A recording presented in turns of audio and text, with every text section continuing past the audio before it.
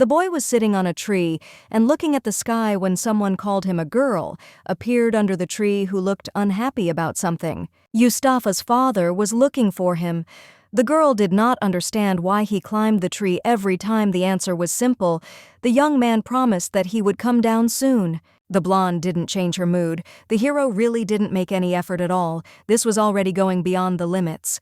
They have different blood, but the lady really tried, in fact. Even so, from the very beginning, she did not hope for a warm relationship. The girl was about to leave, but before she could, Yustaf accidentally fell, and that's how the main character's half-sister on his father's side died. In fact, the loss was not great. The girl was one of the villains of the novel written by the author. The blonde opened her eyes abruptly. She didn't believe it. It seemed that what had happened was a dream, but it was quite difficult to believe it. However, the body still cannot get used to it. A little earlier, when the lady got into the novel, her soul was transferred to the daughter of the stepmother who caused the main character an injury. Ran Romija de Lazia was that very daughter. She came to this house with the woman who married the duke. The girl did not have a drop of the master's blood. She was not related to him, but the duke, who was head over heels in love, happily included Ran in his family. Before the heroine got into the novel, she was an ordinary graduate student one day. She was returning home from her parents and got into an accident. No one could have imagined that thanks to the incident, they would get into the novel that the girl herself wrote. The blonde realized her name when she woke up in a new body. At first, she thought that she could easily get out because everything was familiar to her. The problem that arose was that the lady got into the novel at a time when there were still about 7 years before the beginning of the story. The woman did not understand how to behave. While she was thinking, there was a knock on the room, and then a scream was heard. The mother appeared on the threshold. She thought that the girl had died after what happened and was happy that everything was okay. She needed to rest. Ran tried to explain that she was okay, but no one really listened to her. Both her mother and Tas, her younger brother, were worried about the girl.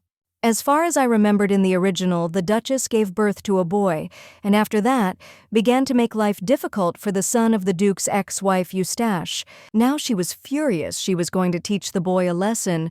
One of the options was to hire some strict teacher. The blonde screamed again that she was okay.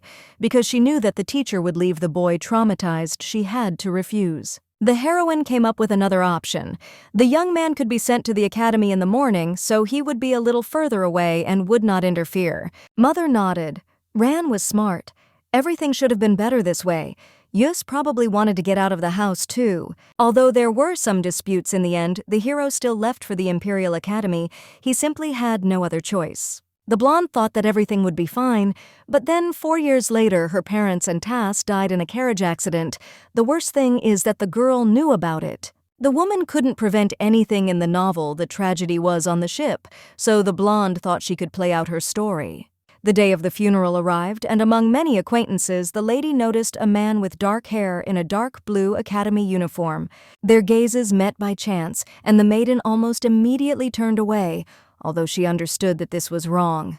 This man should be lured to the Duchess's side at any cost. The brunette approached. He noticed that his sister was not feeling well. They should go back. The lady nodded, although she noticed that the face was too cold for someone who was worried. The family of the Duke of Latium is a line with a longer history than the empire itself. Even when the continent was plunged into war, the emperor and feudal lords might be changed, but the family with the endlessly high mountain ranges in the background never ceased to nobly maintain its place. The master's castle was a work of art created by the hands of a magician.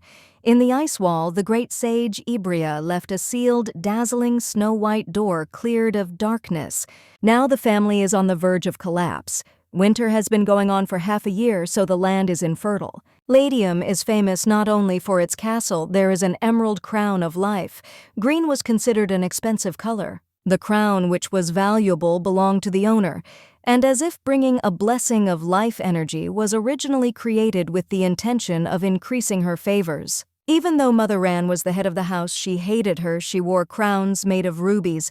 It was a kind of protest. The real heir Yustaf is not yet an adult, but he is still very capable because he is the main character.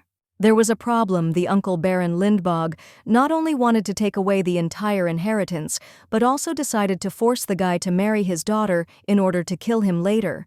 The maiden was thinking about how to prevent all this. Something strange was felt. Ross, the master's personal knight, stared at the lady. Yustafa definitely needed to be protected. Having found the right way, the heroine turned to her brother. He immediately responded. The green-eyed girl said that she was on the side of truth and wanted it to be known when they walked away to the carriage. The girl said what she wanted. It seems that uncle and aunt are going to make Ran the head of the family, so she will agree she will make it so that they cannot lay a finger on the property. Once the plan is completed, the girl plans to hand over all the property to Yustaf as the one who is the official heir. The young man got into the carriage, and Ross immediately asked what the fox had said.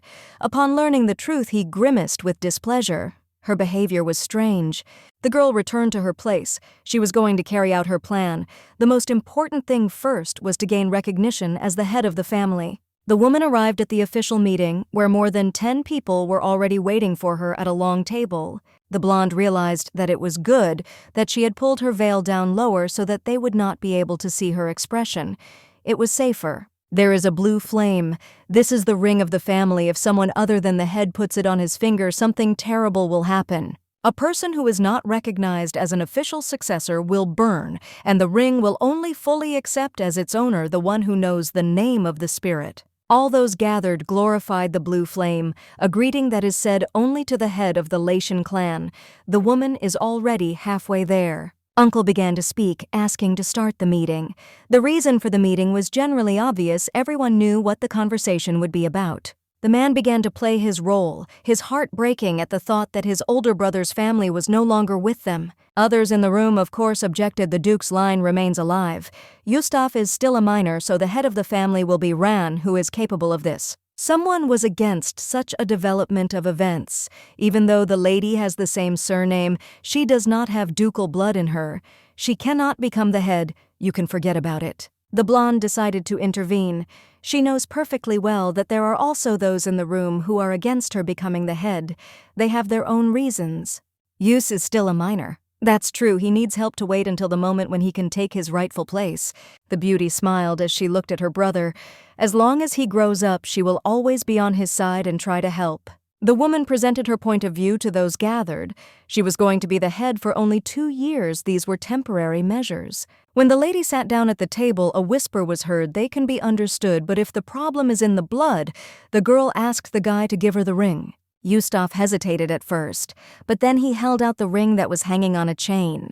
No one had ever told the woman a name, but she didn't need it. She wrote a novel and knows everything. A blue light flashed around, and immediately everyone around reacted, perhaps too sharply. Everything was spinning so much that it was getting bad, but the girl didn't lose her head and ordered Istalif to stop. A second later, everything stopped. It became easier, but the people around were even more surprised. No one believed that she put on the ring, not being a blood relative. All this meant was that the blue flame had chosen the lady as the mistress of the family, and now she had the right to become the head at the official level. The woman was truly happy that she would now become the head. Albeit for a short time, she was going to hand over the reins of power to Yustaf as soon as the time came. There was no need to address by status, and there was no point in greeting the blue flame. The lady was not going to stay long anyway. There are 3 families that revere the Duke of Latium. The Wild Lance and Illuminite are important, but even they cannot fully swear their allegiance. Wild, as the lady has long noted, is probably on Yustaf's side.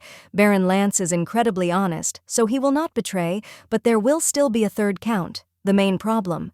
The meeting was finally over. Everyone had left, and it seemed as if everything was calm, at least relatively. Only Yus remained. The man asked his sister how she managed to make the blue flame appear and obey. The girl shrugged, saying that she was just lucky. The blonde knew that she would make her family happy. She still had tasks that were not completed. For example, she needed to find the second main male character. I had to start by paying off my debts. Everything had to be done with the help of the ice wall mine. Inside it, there is a huge amount of mana. In the original work, the heroine learned about it. Much later, the girl also did not remember where exactly it was located, although she wrote about it herself. Yus, distracted, ran from his thoughts. He was going to go back to the academy. He still had graduation ahead of him that he couldn't miss. Since the girl took on the temporary role of the leader, the young man could not miss the rest. Before leaving, he repeated the phrase again. "Hail to the blue flame." The maiden couldn't stand it and started screaming.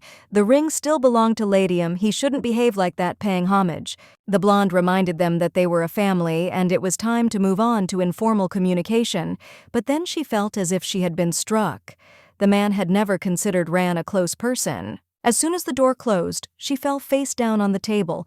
All this was losing its meaning at this rate. If nothing changed, the girl risked being kicked out. It was decided to put aside money little by little just in case, and it was also decided that Lord Ross would remain in Ladium and become the family's temporary guard. The girl went out to see the young man off. She still didn't fully understand how to behave with him, but she sincerely believed in the best outcome. Ran talked to her brother until he followed her into the carriage, and it seemed that this was where he put a bold end to the conversation. Moving on, the lady turned to Lord Ross. He looked skeptically. Nothing new was found in such a look. While Eustace was at the academy, the young man was supposed to help with all the affairs in the duchy. The woman reminded him of this again. It was time to start active work. Initially, the lady was determined, hoping that the outcome would be nothing short of successful. After some time, everything changed. The situation turned out to be worse than expected. The land was leased to usurers. This brought problems. Although the Duke's residence was large, there was a lot of useless land on the territory. There was little fertile soil left, and it was also mortgaged. Ran realized that fixing the situation would be more difficult than she thought. Without territories, they risked dying of hunger. Something had to change. The duties were divided into 4 parts. The servants and the butler, who was also responsible for the documents, were in charge of all the affairs inside the castle. The head of the detachment remained responsible for military strength such as soldiers and knights, while the financier was in charge of finances. Ran had to replace the person in charge of finance because in the novel she described him as a real piece of trash. Elizabeth, the manager, was called almost immediately. She guessed why she had come to the office, but she wanted to hear everything directly. All the signatures on the contracts were fake. There were no reserves, but they wrote that there were income and expenses were in complete disarray. The girl first planned to fire the financier. Lord Wayne was given orders to explore the northern mountain range and to pay attention to the caves located nearby. Towards the end of the working day, the lady was completely tired.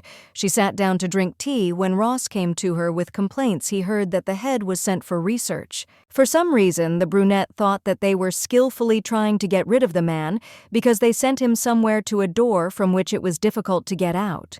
Various monsters often appeared near that place before they want to get rid of Mr. Eustace's military force directly. The woman smiled. She was asked so sincerely that it made her feel even more uneasy. The answer should have been simple.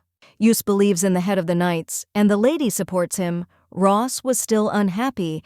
The head did not receive proper training. The woman didn't want her to become a manager, but it all ended that way. Eustace won't suffer as much as in the story. While they were talking, a loud knock was heard and the uncle ran into the room. He was clearly upset about something. Before the man got to the main topic, he expressed a desire to appoint a new guard for the lady. Her new man had no sense of loyalty. This man, of course, was stating the obvious. The girl said that Ross was quite enough for her. She would not need any more security. The brunette remained silent and then asked if the lady knew that her mother was in debt. Earlier, she wanted to buy herself a necklace, which is why she unexpectedly borrowed a large sum. A promissory note was placed on the table. First, the woman borrowed a whole 10,000, which means that every month the amount increases by 1,000. The hero suddenly began to talk about something else. Ran, after all, was his niece. He began to think about turning a blind eye to this debt. They are already blood relatives, but the man would like them to become a real family. Lazia could marry his son. Robbie's cousin has a difference of only 5 years with the heroine. The uncle did not see a problem in this. This man lives a dissolute life and probably does not think about anything. The woman would have liked to refuse, but in a soft manner so as not to make an enemy. The blonde quietly said that it was only because of the debt that she could not get married. The family has other debts. The lady will need a smarter person who will advise something. Obviously, the man meant himself. Ross came into the lady's office. It was already night outside. Business could be continued in the morning. The lady stretched and agreed. Before this, the lady showed the young man a pipe every time she would talk to her uncle. Everything would be heard perfectly from there. It was not difficult to understand why the lady was showing all this. She sincerely wanted to gain trust in order to be part of the family. The academy was a place created by the empire to provide high-level education, and noble families, without exception, sent their offspring there. There were parallels between graduates and friends made at the school. From the very beginning, Latvia was one step behind everyone, the first one to enter there. Use attracted attention. There are 3 ducal families in the empire, and of course the most closed is Latium. Thanks to the history of the family, the man received more than enough glances. The girl wrote letters to the guy she wanted him to graduate quickly and come back to help, but he didn't understand whether the reason was true. Ross reported that a squad of knights had been sent to the cave, and the question immediately arose as to how the lady had learned about it and whether it would help the duchy. The financier's sentence was quickly carried out. Some were happy, some were horrified. Ran ignored everyone. The man had embezzled huge sums of money, but had spent it all on gambling, and Lord Vane arrived to report that they had discovered a cave. The brunette handed over what was originally needed to be found. On the table was a huge mana stone. It had a high level of purity. Creating magical items didn't seem like a difficult task, and creating them was even easier. The girl planned to do it. Ordinary mana stones have a rather low purity, which is why they quickly lose their properties. With the supply of such pure stones, everything will change. Rand didn't think they would be able to find everything soon enough. Blaine had worked hard, so now he deserved some time to rest. There are still many situations not described in the novel. There are 3 large trading continents on the continent. The lady decided to choose the Golden Rose. Ross asked about the stone. The lady lied that she herself was not entirely sure. They were discovered in the novels much later, so she saw no need to tell the details. One day the real Ran went to the door and got lost. Her stepmother said that it was all planned by Yustaf, and then he was punished for the first time. Now the heroine combined those memories with information. She was just lucky now she had other plans. The lady made sure that she needed to write to her brother, and this should have been the end of the guy's difficulties in life, and there could have been fewer worries. It was necessary to start looking for the second main character. He was a slave, but next year he should end up in illegal fights. There are 2 years left before Yustaf becomes the head. In 6 months, he will graduate from the academy and return back to the estate. The brunette read the letter and learned that a lot of debt had also accumulated over all this time. It's good that Ran found the mana stones. They will help with the payments. The dream was realistic. The girl was almost executed because the new head decided that after everything, her life had to end right then. At the most unpleasant moment, the heroine jumped up in bed. The blonde was really experiencing a lot of stress, and all of this was poisoning her life. The Virgin remembered the day when she first realized that she had been reborn. It had surprised her greatly at the time, although later it became clear what was what. Full understanding came only after Yustaf came to ask for forgiveness. A little later, the heroine was in shock when she first met him. The completely emotionless face showed how indifferent this man really was. The thought flashed through his mind that Ran had made him like this. The author didn't think when she wrote it because of the story. It was hard not only for Yustaf but also for everyone around him. Until the heroine earned his trust, the guy's life is also in danger. The blonde tried to calm herself down. She knew how to change history, and she was going to do it right. She was ready for her day, knowing she would meet the man from the Golden Rose. Among all the halls of the estate, there was an emerald room for special guests. Although they were not from a noble family, the lady believed that it was important to be there. The girl was greeted by Rebirth. The heroine was a little surprised that she was visited not even by the head of the branch, but by the head. Romeo, on behalf of Latvia, sent a mana stone and a letter.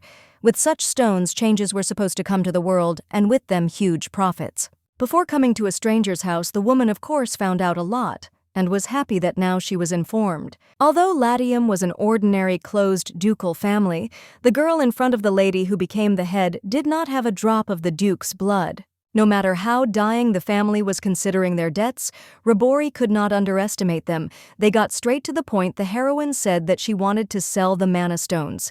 Diva wanted a deposit of 1 million barat. This is the largest amount that Rebirth could put into circulation.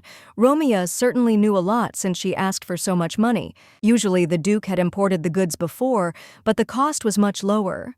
After clearing her throat slightly, the lady noted that this was perhaps too much. The blonde reminded them of the terms and conditions, that it was impossible to provide a deposit without any information, and that they hadn't told her anything about the mining of stones. The crystals were extracted from the ice wall. The reaction to the words was real after all the treasures were found on the territory of Latium. There are principles of trust between entrepreneurs, and Romia tried to respect them. She asked again about concluding the deal. Rebirth smiled. Latium wants trust in which they will not have any disagreements. The company always has a choice. The woman pointed to the door in case of refusal. It was better to leave immediately. Rand became the head not so long ago, but rumors were already spreading that she was not so simple. It was decided that Golden Rose should become permanent exclusive customers for 1 year. Trust always needs to be tested. It was decided to discuss the details over dinner a week later. Rebirth was resting at the ducal estate after a long journey, and of course decided to personally climb the mountain. The blonde was shocked when she saw everything. The deposits were really incredibly huge. The author described abundance in the novel. The heroine sincerely hoped that she would be able to start mining as soon as possible before the onset of winter, at which point the contract could be considered signed. The girl took some stones with her. She promised that the first half of the payment would be transferred very soon. The second half would be in a month. The head decided to take a rest. The assistant brought a letter that was given to her. When she was about to read it, her nose started bleeding, probably from overwork. After a while, the lady opened her eyes. She was in bed in another room and thought it was a dream because Yustaf was sitting next to her. He had become even taller, which meant he would grow even faster. The woman nevertheless greeted her brother, and he immediately stood up. He checked his temperature and realized that everything seemed to be fine. His body had returned to normal. The blonde nodded. She couldn't help but notice that Yus had very beautiful fingers.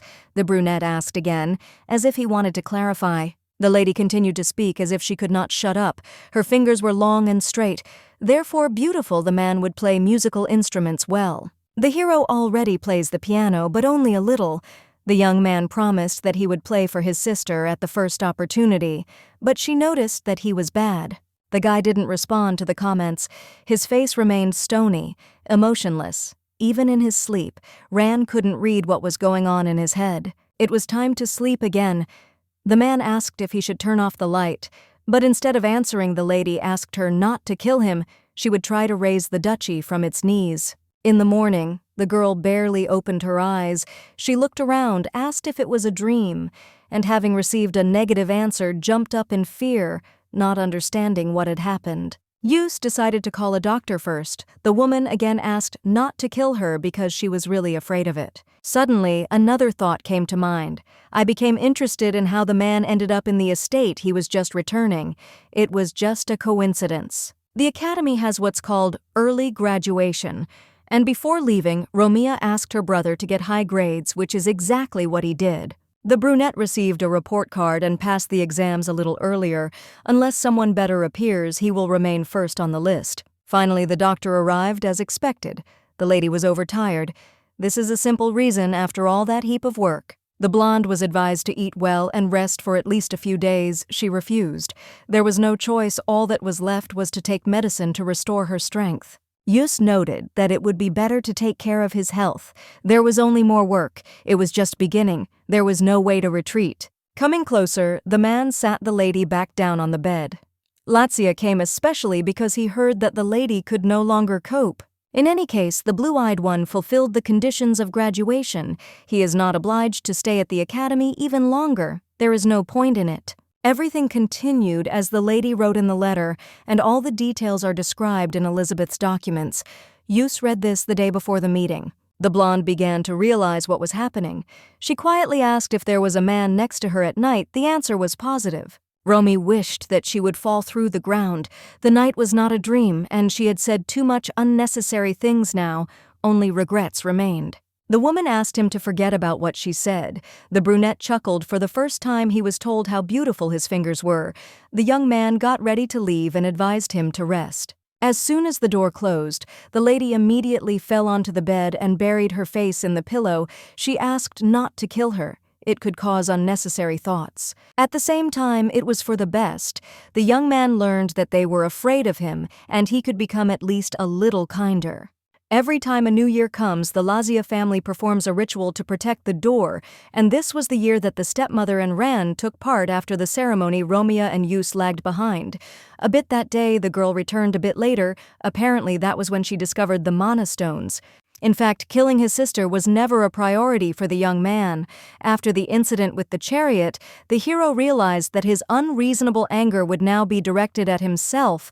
Then the hero still experienced shame, anger, pain, and resentment which filled his consciousness. Now everything switched to the deal. It was quite profitable. Elizabeth agreed with the gentleman that they could act as written on the piece of paper, and he asked how things were going with the search for a new financier. The blue-eyed one described everything as it was.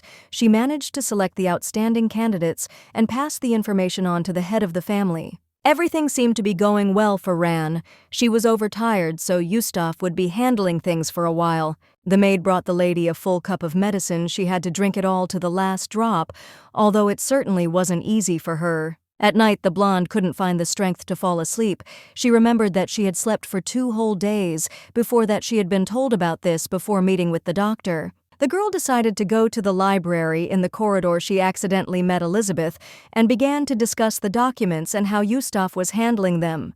The man appeared behind her just in time. The sister immediately began to defend the manager. She herself asked to show her everything, and the friend was not guilty of anything. The brunette raised an eyebrow skeptically. The green-eyed girl heard the question. Her brother didn't even blame anyone, but it seemed to her that this was exactly the case. At that time, Elizabeth decided to go on business. When they were left alone, Romia once again confirmed that the young man had indeed grown even taller. About a month and a half had passed since their last meeting. The maiden said that she was going to the library. She wanted to listen to the doctor, but before that she slept for 2 whole days and no longer found the strength to rest. I had to apologize for discussing behind his back. The lady wanted to know how things were going. Without answering, the young man dragged her along with him right to the library. First, Ross was ordered to light the fireplace. His legs and hands were really cold sitting down in the chair. The lady said that they still had to repay the debt of 10,000 barat.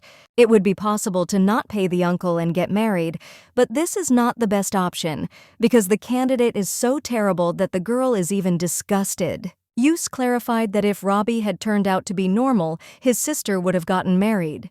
If the crystals had not been found, there would have been no way out. Money was needed. In any case, even so, the lady would hardly marry, so that no one would take possession of Latium until she handed over her post and was not going to look for anyone to marry. The green-eyed girl's hair was disheveled. Yustaf decided to fix it, and she thanked him. Ross, standing behind, did not know what to think.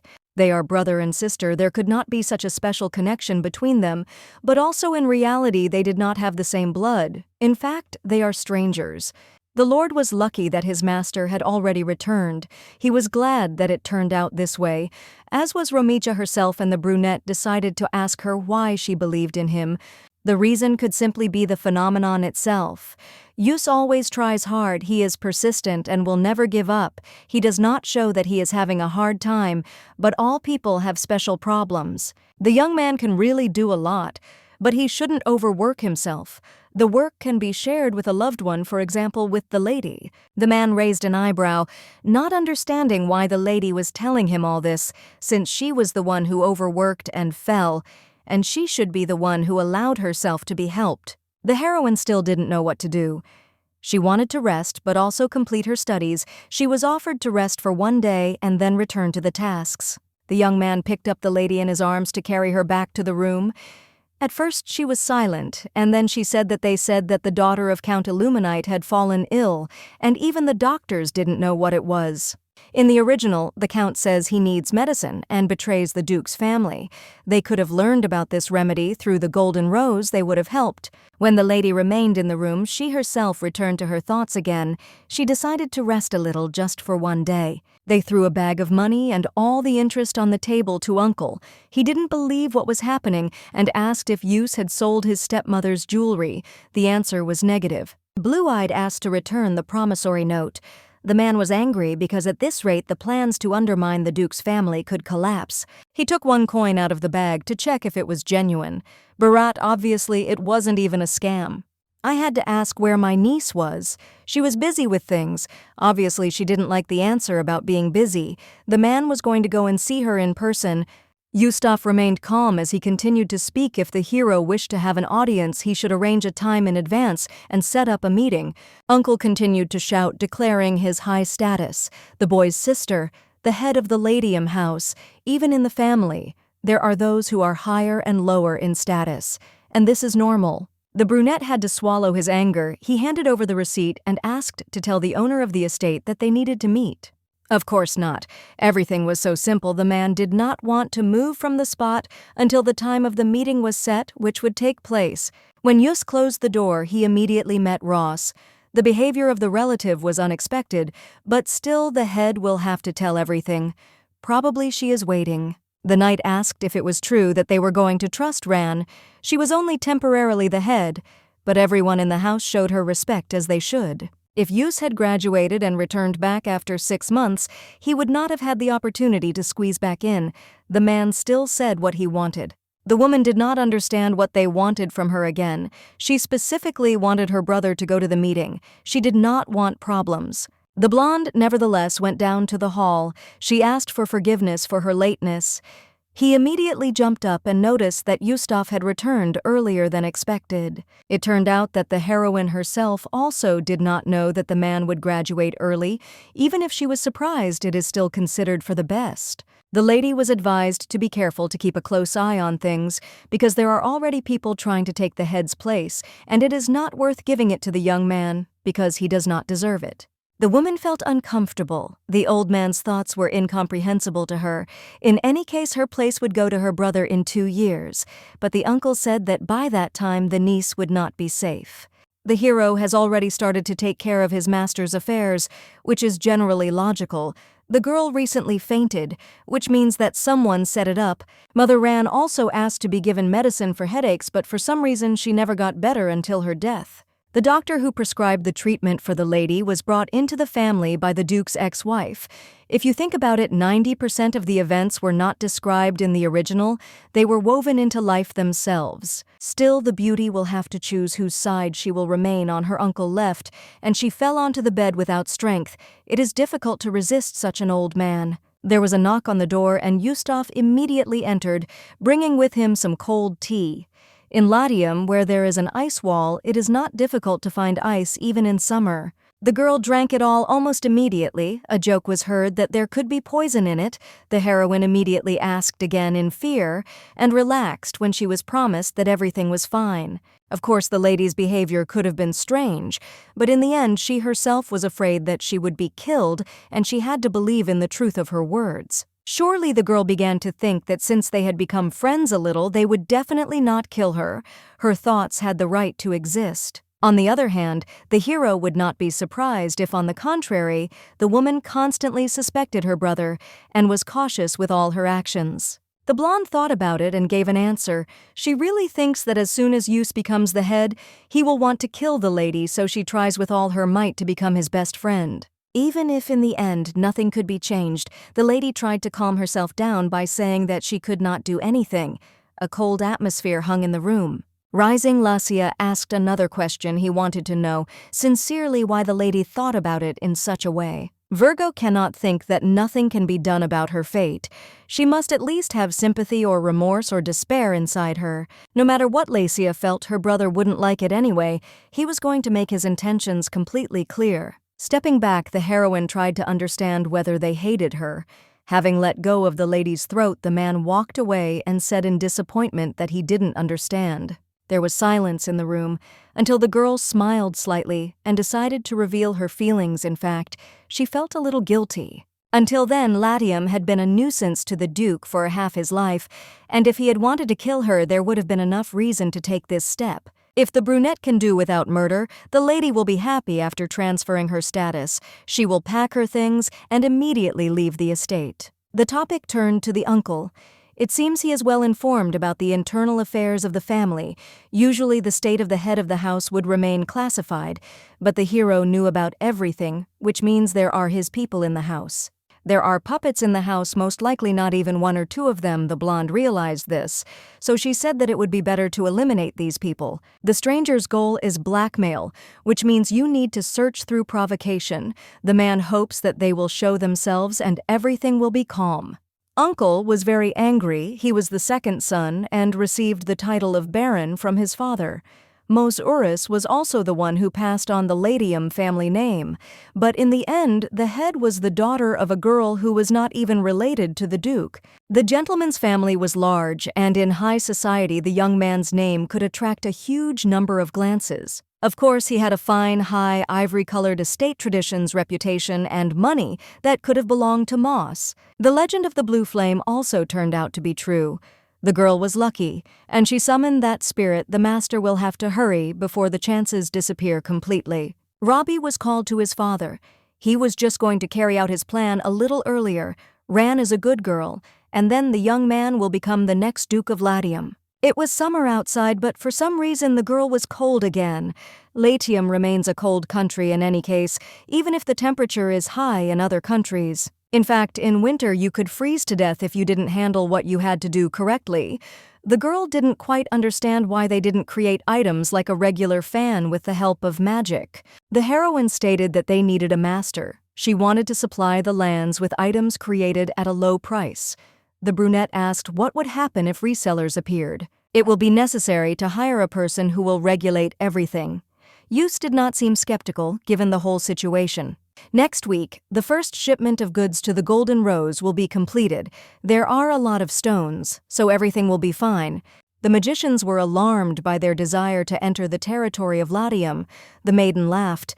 It was not for nothing that there was a ban on their entry. After Rabori showed the crystals, the Mage Association became alarmed. They weren't interested in fame and money, so it took more effort to earn their trust. With the help of even more stones, it will still not be difficult to make connections related to magic. The sending will be done very soon, but everything will be revealed only in December. It is in winter that the season of social life will begin. It is a little inconvenient that minors are not allowed there, but this can also be survived. Usually the aristocracy gets together, but only if they have no special business. The season begins in December and continues until August, during which time balls are held very often. Everything is filled with noise and carriages. To be eligible to participate, you must be over 19 years of age and have completed a coming-of-age ceremony. There is no better advertising platform than social events. Rand decided to show not only stones but also previously unseen objects created with the help of mana. Among all the places, the most suitable place is the largest ball held in the Imperial Palace of the Golden Swan. The palace could be the first buyer. Romia had one more big task before the social season began. She had to go to the capital. She would need to find the second main character. Even in the novel, in order to find Rumie at first, I had to beat around the bush, but Yus distracted me from my thoughts and suggested that I take a rest. In the evening, the lady finally sank into the bath to wash away the traces of a hard day. After all, it was much easier together, and the work was finished faster. The girl was given medicine. She drank it again because she wanted to get well soon, but instead of feeling light, she felt weak. She didn't immediately understand what had happened and tried to reach the bed, but fell right in the middle of the room because her knees buckled on their own. The maiden knew that everything was strange, but all she could do was call out to Istalif, and it seemed that his voice finally reached the man, and he appeared. At first, the heroine did not believe what she saw, but then she realized everything. The blue flame was the one she had previously summoned with the ring. No one in the Latium family knew the spirit's real name, but somehow Milady found out about it on her own. The woman did not understand where she was. Everything was white as if covered in fog. She remembered how she drank the medicine. Perhaps Yustaf was the one who attempted to kill the heroine. Istalif lengthened his neck and lowered his head right to the girl's face. She was so deep in thought that she needed to be distracted. I had to ask if the heroine had died, and when she received a negative answer, she became even more lost. The body had only fallen asleep, and they were in the world of the subconscious. The girl connects with the place in the subconscious only when she falls into the deepest sleep. Istalif again asked how the lady knew his name. The woman turned away. She definitely could not say that she was the creator of the world that was not in her rules. Another spirit appeared. They all seemed to be half animal and half human. It was hard to deal with, even watching. She didn't remember describing anything like that. The stranger assured that they would not hurt Ran. The one who entered the body had already died. But now the new person knew the name of the spirit, which had been kept secret. Istalif asked Black Spear to step aside and not interfere, which angered him enough that the lady now realized that in front of her was someone from another ducal family, Usle Rose. Virgo knows the man's name but is not sure whether to say it. She decided to blackmail and asked him to help her get out in exchange for the truth. The woman also wanted to wake up not in 100 years and make sure that she did not miss anything, because that would be strange for her. Finally, the girl revealed that she was the author of the novella she had written, and that she actually came from the Republic of Korea. The Black Spear said the strange name, Phineas. It seemed to mean that the girl was reading. The two turned away and began to discuss something only among themselves. The blonde asked to stop discussing behind her back and to say everything to her face. Probably what was happening was connected with her moving back. Another spirit appeared in the distance. It was Leopard. The man noticed that this time they had a rather unfamiliar and new guest. The lady was attacked by a crushing feeling. Stepping back, Romeo greeted almost immediately. The fog began to dissipate, going in different directions. When clouds became visible around a table and chair appeared in the middle where Ran was invited, she was skeptical but agreed in order to get answers. In the spirit world, a perfect class system has been established. A hierarchy has been defined since its very creation, which cannot be changed in any way it exists. There is a pyramid system by status. The spirit sitting next to the lady turned out to be of the highest rank. He is one of the main ones. The Virgin told what and how much was written about the world of the novel. It turned out that she only read the created world. People call the one who reads seer. A revolution occurred in her head. The blonde became scared because this also meant that Yustaf might not be the main character, but something else. Each reader had different ways of reading the content, and time of reading the record of the world becomes a prophecy. Still not understanding anything, the green-eyed girl explained that she was sure that she was writing thoughts from her head. The spirit tried to explain more. He was asked how the girl ended up in the heroine's body. The leopard shook his head. He wasn't sure either. Originally, the name of the character written was the same as the author when they both died. Something happened that was not expected. The thing is that the girl didn't know all the details, and there was a door next to her when it was decided that she would be transported to another world. Now the blue flame has received satisfaction of its feelings. It is not every day that one gets to meet a reader. They are truly rare creatures.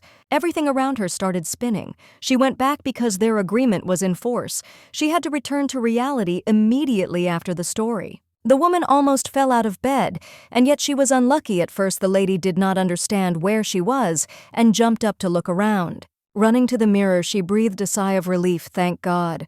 Ran was still visible in the reflection. She just didn't understand why she wasn't in her room. Only after a few moments did the blonde realize that she was in the room of the Duke's wife. She had to find a way out. In fact, the happiness was at least that the heroine remained alive, and a maid came into the room to ask how her mistress was feeling. The heroine found out what happened first. It was decided to inform Mr. Yustaf he should talk to his sister. The young man sat and waited because he definitely had something to say. It seemed that something had happened during the lady's absence, but she certainly didn't know. Over time, the blonde began to understand that what was happening was not a dream, but reality. It seems that up until that moment she felt like she was in a romance and not living a full life. Now she could rejoice because she was no longer an author who mocked her characters. She had a different mission. It's not even a work written by Ran, but she did a good deed by telling about the mines she was able to protect Yustaf. The green-eyed girl now considered herself a good person. She turned to the maid, having learned her name. Soda came to help, and before that Miss Kara came, who was higher in status. If you think about it, the woman was hungry. She decided to go to a meeting and therefore went down to the hall. Having looked over the table, the lady sat down on a chair.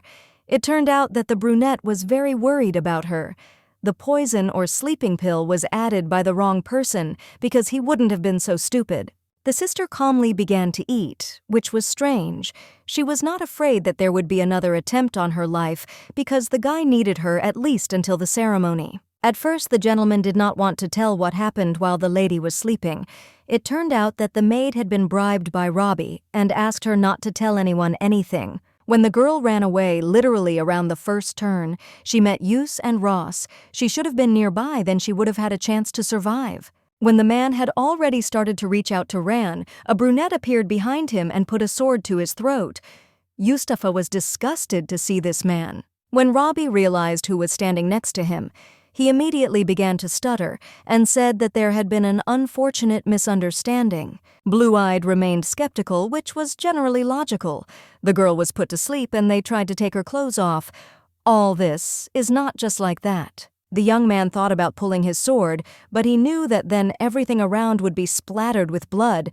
Everything that is in Latium still belongs to the master. He was able to protect his own, despite all the efforts of his stepmother. Robbie and his father tried to use Ran to take over the leadership, the conversation only continuing when his brother was pinned to the floor. The blonde, after hearing the story, could not utter a word at first. Everything that happened was initially organized by her uncle. It is quite logical that the man is simply such a person. Nothing will stop him. If Yus were the head, he would send him his daughter. Without wanting to, the young man moved the girl's room to another place. She accepted this because she understood that there was no choice in any case. The interrogation lasted for 3 days, and a lot of information was obtained from Robbie's accomplices, who happily agreed to cooperate. Baron Lindbog has already been arrested. He only repeated that it was completely unfair, but he didn't say anything more. He simply lacks imagination. It might have been easier to end things on time since the man was arrested. It would be more difficult to get back into a future relationship. Blondie quickly suggested a good solution to the problem. The Baron's property could be confiscated, and he could be exiled to distant lands. The green-eyed girl gradually began to realize that the person sitting in front of her was not the hero she had written for her, but a full-fledged person. The girl had turned to him to clarify something. Surely the character knew that his uncle would do something. The man exhaled. He thought that the lady was too fast. In a figurative sense, the Duchess was so fast that all who chased her were unable to catch up with her and get what they wanted. What was more important for the woman was that, knowing about the plans in advance, he did not tell her anything, pretending that there was no problem with it. Blue-Eyed found an explanation.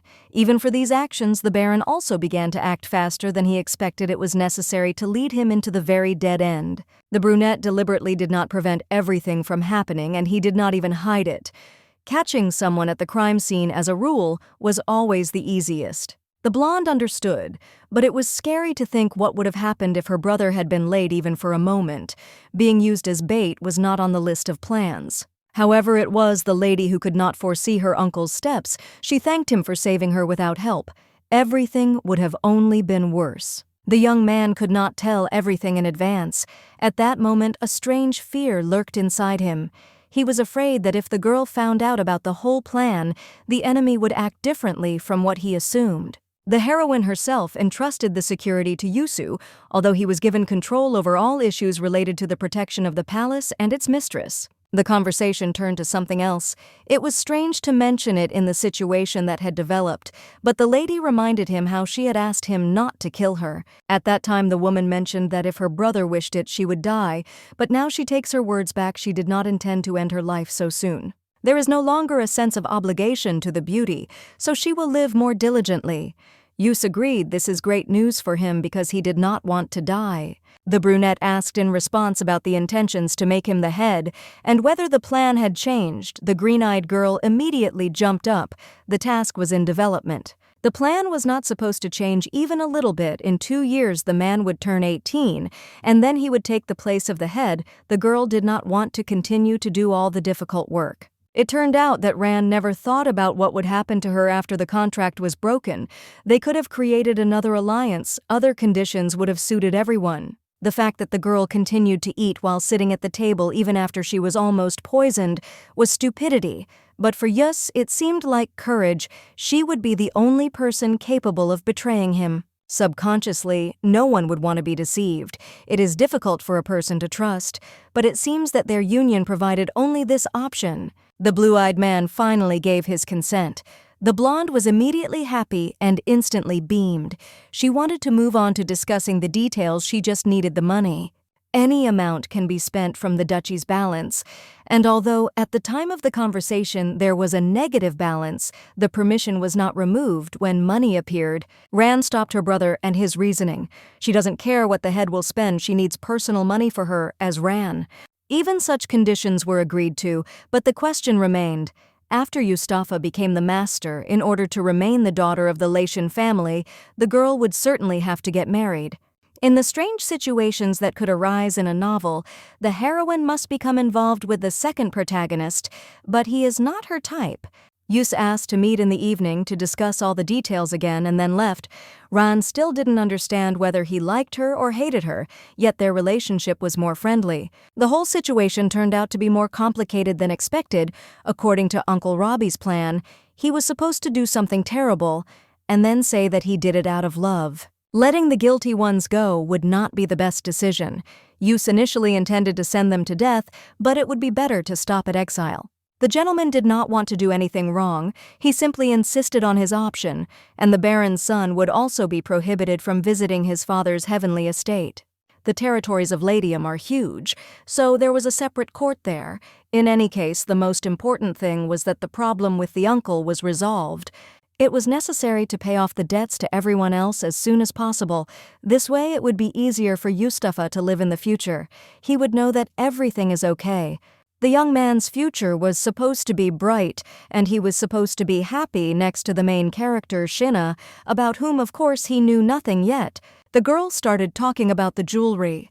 The first thing she wanted to do was return the money they had borrowed from the officials because she was ashamed to look them in the eye. The amount of the first necessity alone was 50,000.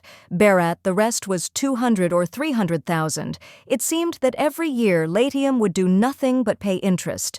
Believing the original story, the uncle became the regent of Latium. He sold off lands as if he was trying to get rid of them. In the end, he himself, along with his servants, died due to some kind of infection. And it was in this terrible state that Yus took over the family. Until then, the lady had only thought that it went without saying that the man had his difficulties, but apparently the duchy really meant a lot to the man. The heroine snorted. If it weren't for Yustaf's honor, she would have taken all the jewelry and fled the estate long ago. The spirits revealed that the world of the novel was not actually written by Ran, but she still became attached to each character in a special way. When Ross placed 2 cups of tea on the table, deliberately spilling the leader's drink, Yus behaved like a gentleman, holding out his portion so that his sister wouldn't get her hands dirty. It turned out that the young man's actions were better than his words.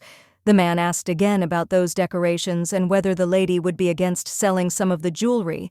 It would not have been possible to get much money from resale, so the heroine was going to sell only a few pieces that were in better condition. The lady will leave the remaining jewelry for the Duke's future wife then.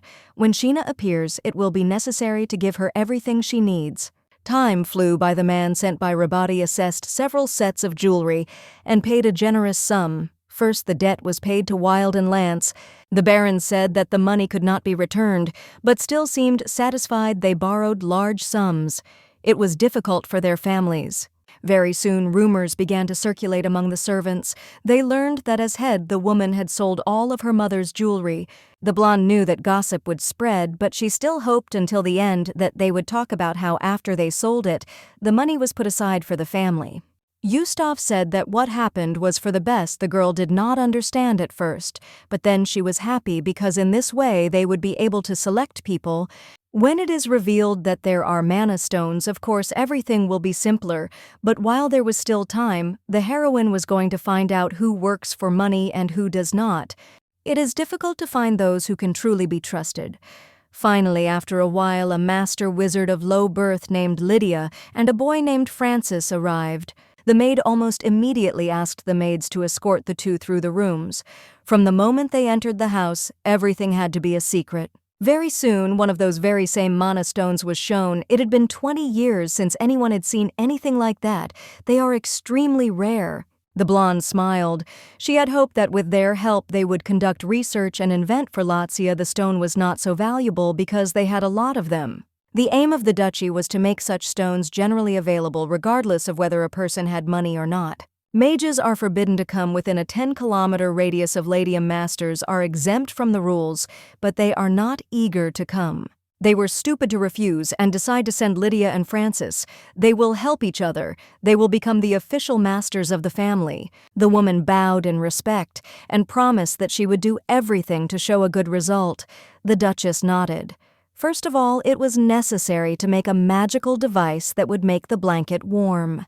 September in Ladium always forced people to dress warmly. Full-fledged winter was already due to arrive in November, and residents had to freeze until April. Yus knocked on the door of the room where the lady was sitting and entered. The girl didn't even ask who was there because she already knew who was behind the door. It turned out that a visitor had arrived to see Ran, and it was her brother who had informed her of his arrival because the man was truly special. Before this, they called a doctor, and a healer entered the room after Yustaf, who turned out to be an elf, just like in the novel. The man almost immediately took something out of his pocket. It was a scarlet magic stone sent through the golden rose. The maiden confirmed that she had sent a gift. The elf asked where the woman had found the stone. She wanted to talk on equal terms because she was trying to make a deal at all costs, but it seemed that this would not work. The man introduced himself as Haresh Ran, also answered, and once again she found hope that not all was completely lost. Yus took the stone. The girl was nervous. She had not yet had time to tell him about the new find. The blonde did not think that the elf would appear so suddenly. Transparent magical diamonds can be used personally in Ladium. There are scarlet and azure stones that can only be used by elves and dwarves. The magical power of human mages begins to change even if they just come close to such things, which is why they stay away from Ladium. Haresh was about to sit down at the table but refused tea, saying that people had disgusting tea. Yustaf also realized what kind of character the man had. Very bad. The elf, as is typical of his race, spoke without thinking about the feelings of others. He had no intention of being a kind and gentle merchant. After all, it would be easier for Ladium to do business in that case. The elf noticed that throughout the conversation the girl was trying to find out more information. He said that they have a limit on the creation of medicinal herbs. Of course the heroine knew about this detail. She said that by adding an ointment created from the world water, they would become 10 times more effective. You can produce 10 pieces a year, but there is nowhere to use them, so the jars are stored. You can exchange the medicines for stones, considering that it will be more useful anyway. Of course, Ladium plans to accept various items created by the elves. No one can outpace their race in wood processing. The girl, as it turned out, was going to cooperate with the dwarves. Haresh immediately grimaced. They will not work for the same stones as the elves. It is already known that there is some difference. Both clans have a need to trade, and with the help of Ladium, this will become possible. Still, after thinking a little, the young man promised that he would discuss everything with the elders and then return back.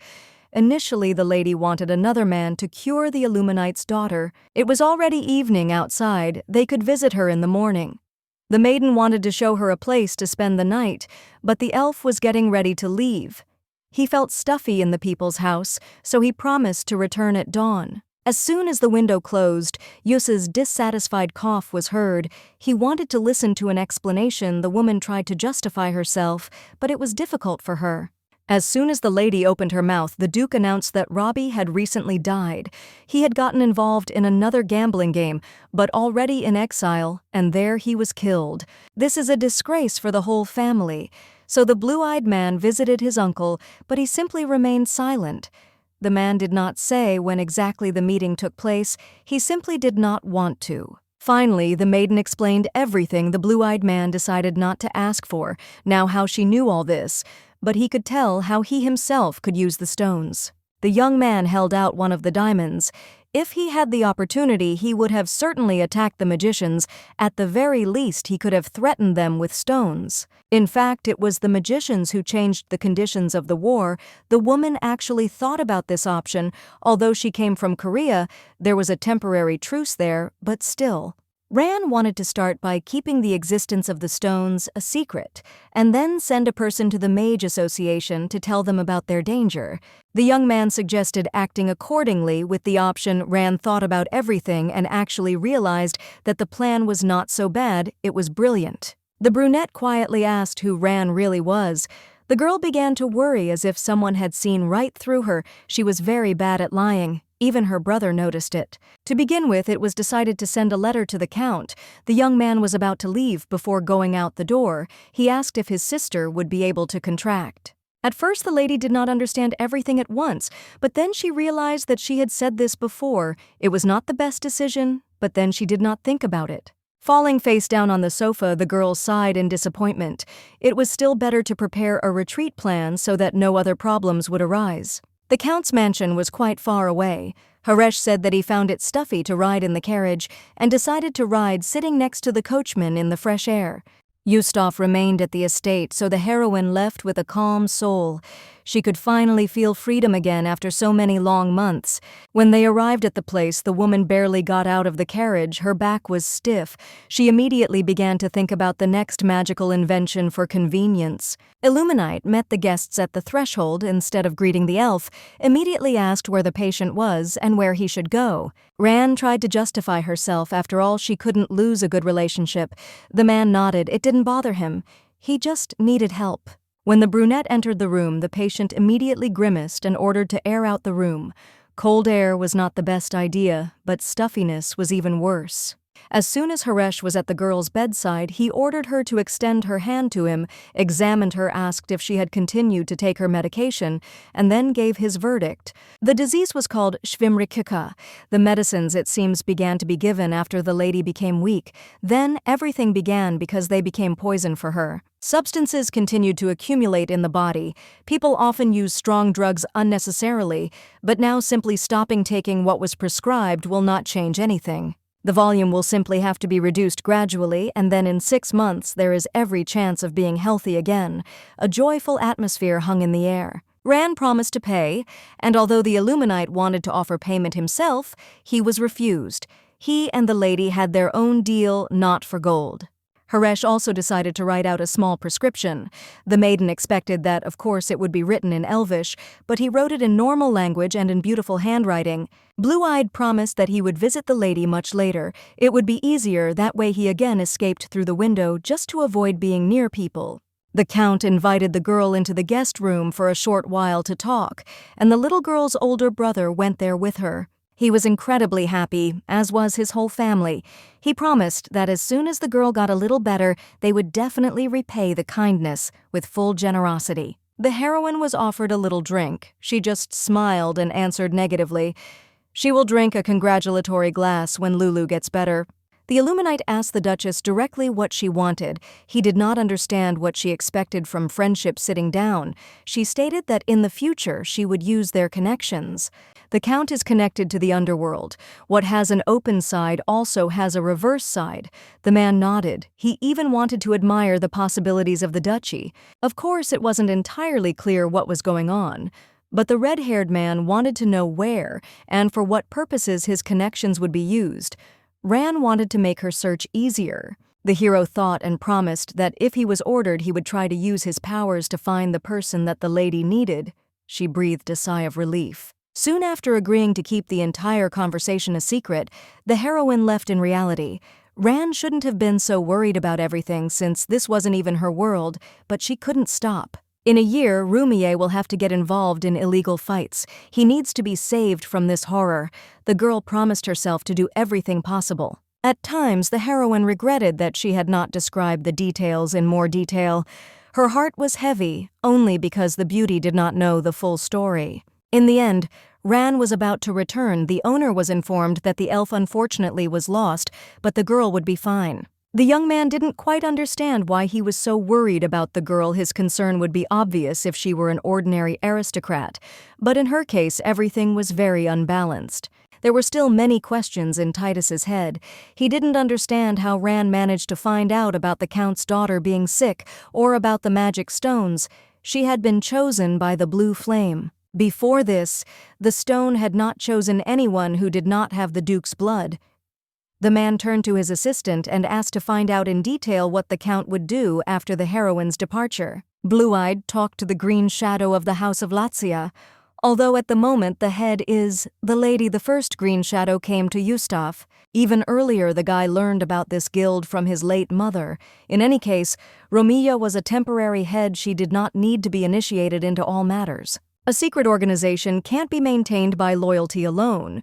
There are incredible financial investments behind it.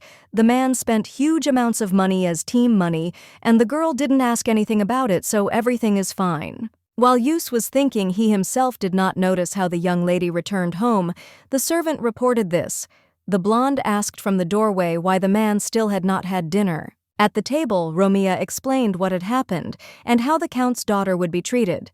The elf turned out to be a very unpleasant person, just like Illuminum himself, so it was useful to receive his favor. The green-eyed girl had worked hard all day. The brunette handed over another plate of food. Judging by how quickly she ate it, all she needed more to gain strength. There was a sudden noise, the window fell open, and an elf entered, to the indignation of the gentleman. He said that he was too lazy to use the door. Approaching the Duchess, the man extended his hand and demanded payment. It was already an hour. A few moments later, the girl returned with a small chest with a diamond. The young man wanted to say goodbye, and she said that there was still hope that they would see each other for some good reason. As soon as there was silence again, the gentleman nodded. He hoped that with this he would be able to engage in foreign trade. He would also have to come to an agreement with the dwarves. Tomorrow, Lacia was going to meet with the head of the Mage Association. The hero knew that it was impossible to meet them near the ice wall, so it would be more difficult. Wizards are incredibly proud. They are not going to help contact the palaces just like that. They do not even thank anyone just like that without a reason. The next morning, Mac was on the doorstep saying he wanted to come back with an answer, but the association said they really hoped to meet the lady. This time the lady was not going to go alone. Her brother promised that they would go together. She did not even try to refuse, realizing that it would be better for everyone. When the two were alone, the young man took the ring with the blue flame from his pendant and carefully put it on the surprised woman. When the blonde decided to ask the first question, Lacia said that no one knew how the dwarves would behave. They could be aggressive. Protection was needed. The protagonist made Ran tremble. The contract that was going to be made with the mages was very important, and most of them were quite old, which is why they might simply reject any proposals from a young girl like Romy. Despite everything, the woman felt that she was cuter than ever. She had gained something strange as soon as she got the ring back on her finger. The maid helped the Duchess dress in a beautiful outfit. Appearance was also important. The woman understood this. There was no need to give another reason to underestimate her. In the corridor, the lady met her brother. He looked normal and said that that day he was only going to be a knight. Then he was asked if the blonde was dressed up too much. The main character openly complimented her. He just thought that his sister couldn't be so beautiful, usually saying warm words. He didn't have any hidden motives. As they rode in the carriage, the girl kept going over everything in her head. The future, she said that she wanted the meeting to be a secret, but they chose such a forest wilderness that it was not easy to get there. Very soon the delegation stopped in one of the clearings. A man in a hood appeared there. He quietly asked, clarifying whether it was true that the lady from Ladium was in front of him. The meeting was supposed to take place very close. The magician asked to follow him.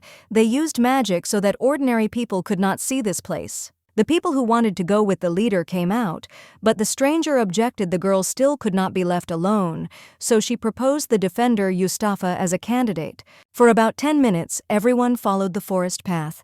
The heroine's eyes widened when a luxurious place appeared ahead that she had not seen before. The girl walked inside and immediately said hello. The game was just about to begin, but she was already ready to put everything into it. After some time, the leader realized that the girl who had only recently become the leader was not as simple as expected, and this knight standing behind her was getting on his nerves even more. The young man seemed to be directly involved in this conversation. It was unclear how it was possible for the guard to show his presence so strongly. The beauty calmly explained that she was not asking for anything impossible as long as the Association of Magicians did not intend to become an enemy of her, that is, of her duchy. Nevertheless, the gentleman agreed in exchange. They would keep silent about the fact that there were colored ice crystals in Latium, and they also wanted to get a small amount of them to conduct experiments. Once everything was decided, the girl stood up. They did not want to leave the estate unattended for long, so of course they got ready to leave. On the street, the magician asked who was his mistress. She smiled and said that it was her younger brother. He immediately realized that it was good that they came to an agreement because the next chapter was in front of him. They said goodbye. The girl was glad to meet Mr. Regent. Near the carriage, the knights immediately rushed to Ran. She said that everything went well, only because Yustaf was next to her. All the affairs were completed safely. Still, there was a strange aftertaste left. Romeo was sure that during the negotiations, they would start threatening her using magic, or at least raising their voice. Although some of them seemed emotional from time to time but quickly collected their thoughts again, it still seems that the magicians are very balanced people, or perhaps they were frightened by the knight's energy. Blue-Eyed was skeptical. The girl assumed that something would go wrong and still wanted to go, leaving all the knights behind. She objected without sitting down at the negotiating table. She could not even start them. Of course, the blonde could have insisted on taking them with her, but she had no desire to start with a bad mood and she needed good allies. Yus was a good choice as a knight. The young man smiled casually. He justified it by saying that he had been made to laugh a lot lately. He adjusted the clothes on the lady's shoulders. As they climbed the mountain, the temperature would continue to drop. A few days later, there was snow in Ladium. Winter in the duchy is fierce, but even despite its incredible cold, it is very warm there thanks to a magical item created with an ice crystal. In a high society, the best advertising is a personal presentation of a product rather than empty words. The girl wanted their product to become a hit. When the lady went outside, she found that her clothes were too heavy. The knight decided to help the lady get on the horse. She thanked him. Even if the lady falls off the horse, it won't hurt because the clothes are too thick. Finally, it's time to climb into the door. She's been waiting for this for a very long time. There was a great sorceress, Ibria, if you think about it. She was really incredible because with the help of magic, she froze an entire proud ridge. Romeo once read about it. There's even a painting in the estate of this girl freezing the mountains and a door, and behind that door is something even more important. When they finally arrived at the place, the lady could barely get off her horse. Her knees were shaking, but she assured them that everything was fine, and she could continue walking. There were no cracks or patterns on the door except for the symbol of Ladium itself. The man took off his necklace and ring and handed it over to his sister. The woman put on jewelry. These simple actions are New Year's customs that the family is obliged to carry out every year. This ceremony is important. Only the head of the family can do this. And although Ran was currently doing it herself, eventually the responsibility would fall on her brother's shoulders. It seems that everything went quite well this year. Every year you have to perform a ritual that doesn't even take much time. There's still one big thing left to do. You'll have to get on your horse again and go down. When they went out, Yustaf offered to go with him. The girl sat behind, suddenly noticed that he seemed to have become even taller, which was strange. The heroine lightly touched his hair and said that it was just the appearance of sisterly love. The horse suddenly neighed and they almost fell after it was all over. The man laughed. The hero still decided to ask. It was like love. The green-eyed girl said that she knew little about Yustaf's mother. She asked what kind of person his mother was, hoping that it was not too rude. The woman was very proud in a good and bad way because of her illness. She did not like the weather in Ladium. Her sister agreed. Her mother also especially hated winter. There is no one who would like the weather of the northern regions. In reality, everything was much more complicated. The news that while the Duchess was dying, her husband proposed to another completely ruined her. The blonde froze. It turns out that the Duke was a bad man. Although the girl tried to raise her son in love in the end, she was chosen. The brunette completely forgot about it. For some reason, he feels as if every now and then he too easily reveals his whole soul. When they arrived, the girl asked them to quickly drive the horses and change clothes, because the New Year's party was about to begin for the knights too. It turned out that the head distributed all the principal amounts and interest on the debts according to their root causes and dates. The expected creditors were very interested in where such money came from. It seemed that some of them even wanted to cooperate with the duchy, but the woman refused. Next year they were planning to have a huge party. Now everything was already fine. Romija was sitting at the table and drinking.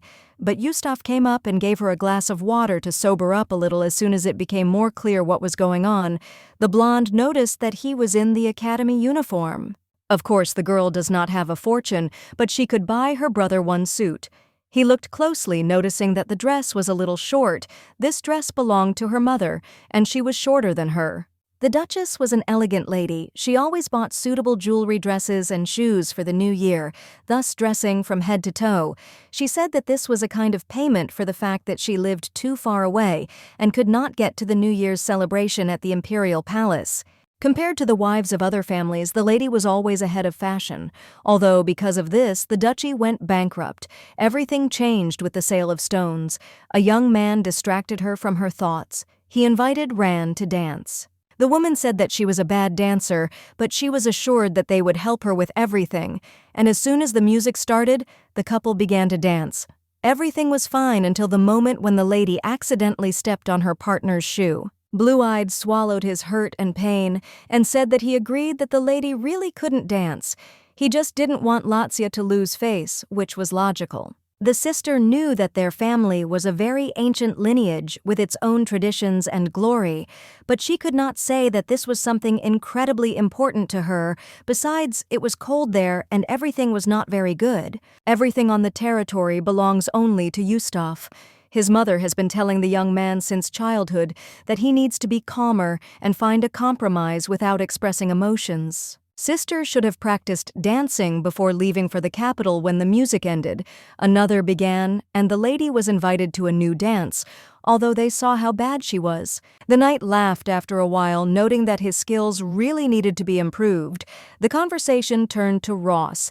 He was too unceremonious, but there was no point in thinking about that. The man had served only the master since childhood. Perhaps he treated him like an elder brother. The lady did not worry about such things. She also liked Yustaf very much. In fact, the future head will remain quite loyal. He rather doesn't like his sister's actions. It's immediately clear that it's not very good when feelings have to be shown. After the dance, the lady went to eat as expected. Half of the snacks were already gone. She had to take something else from what the girl also really liked. The green-eyed girl found herself on the balcony. The air was cool. Maybe because there was too much alcohol in her blood. Everything was swimming before her eyes. Snow was falling on all sides. The girl let her hair down and sat on the railing. Yustaf's voice was heard, and turning around, the heroine began to scream, calling him to her. She almost fell down, but at the last moment she was caught. The brunette breathed a sigh of relief. Everything didn't end so badly, but the lady should have been more careful and not behaved so irresponsibly. The green-eyed girl asked to smile. She was not going to die so easily. The girl showed all the signs that she should have stopped at the first drinks. When another reproach was heard, the woman grimaced with displeasure. It was all her brother's fault because he continued to be stubborn. For him, what was happening was strange. The blonde bowed her head to Latium and kissed him on the top of his head. She continued to try to make their duchy better, but for some reason, no one appreciated her efforts. The girl would like to be treated kindly and also affectionately. In fact, she has long wanted something more, so as not to be afraid for her future and life. When the blonde was asked if she loved Lazia, she said that it was all very relative after all. She doesn't work so hard to show her love. Partly everything is done for Yustaf. In fact, the lady needs it too because she has no other refuge except the duchy. She simply has no choice. The hero commented that the woman was heartless, but she continued to ask to be treated right. Suddenly, a strong wind blew. Ran almost fell again, but she was caught by the hand. Blue-Eyed didn't throw off his sister because he made her a promise. It's not worth saying such things, since the girl deep down in her soul knows in advance what will happen to her. This is right. Yus picked up the woman in his arms. The blonde was very cold. Her lips were blue, so it was decided to go back to the estate inside to warm up. At the entrance to the mistress's chambers, they were met by a servant.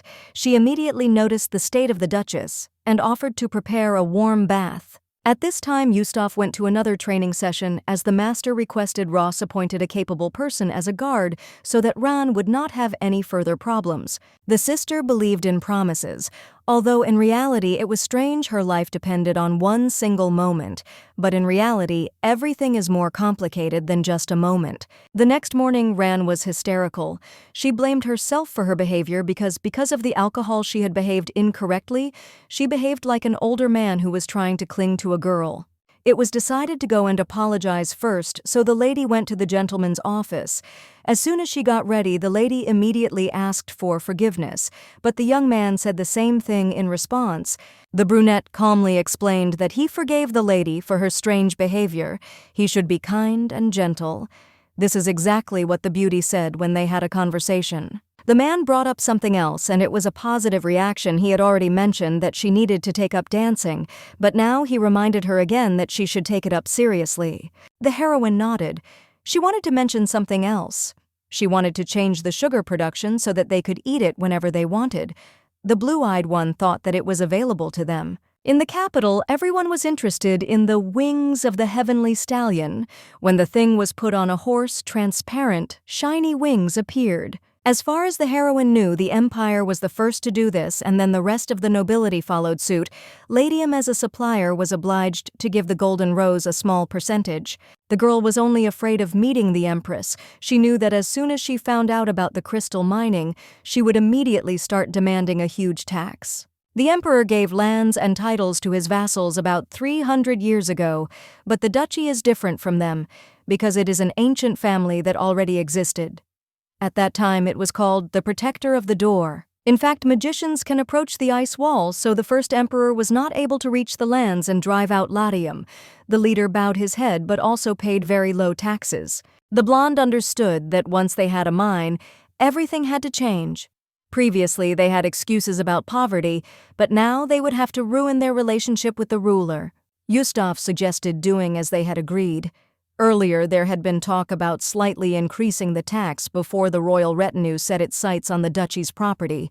The next day, the lady got ready to leave. She did not want to leave the estate immediately after the new year, but also did not want to miss the good weather. Such an opportunity rarely arises. Before leaving, Ran promised that she would bring something as a gift. Because of the snow, she was forced to move around on a sled, but with the help of heating and clothing, everything was quite bearable. When the lady arrived in the capital, a whole month had passed. It was very warm there, yet compared to the north, being in this place was ideal. The lady was happy about this, and did not even regret that she spent too much time on travel. Compared to the winter wind of Latium, the cool breeze in the city moderately froze the skin, forcing one to relax. The woman received many invitations to events and conversations almost immediately upon arrival. Robori met with Milady first. Everyone already knew that the most popular person was Romea, although the family still did not take direct part in trade. There was no established order for doing business in the country, and it seemed impossible for the head of the duchy to engage in trade directly, so Latium had to find a way out and hire a team. To advance the ice crystals, an audience with His Majesty would be needed, but it had already been scheduled. Rebirth asked to be careful not to die at the hands of Marquis Cameron. He used to be the sole owner of the mine, although they said he wasn't a very good trader, so now even his small income should have been cut off. The reason for the high cost of diamonds is their rarity. If you look at the volume of stocks, it seems that there are quite a lot of them, and all this, of course, is due to marketing.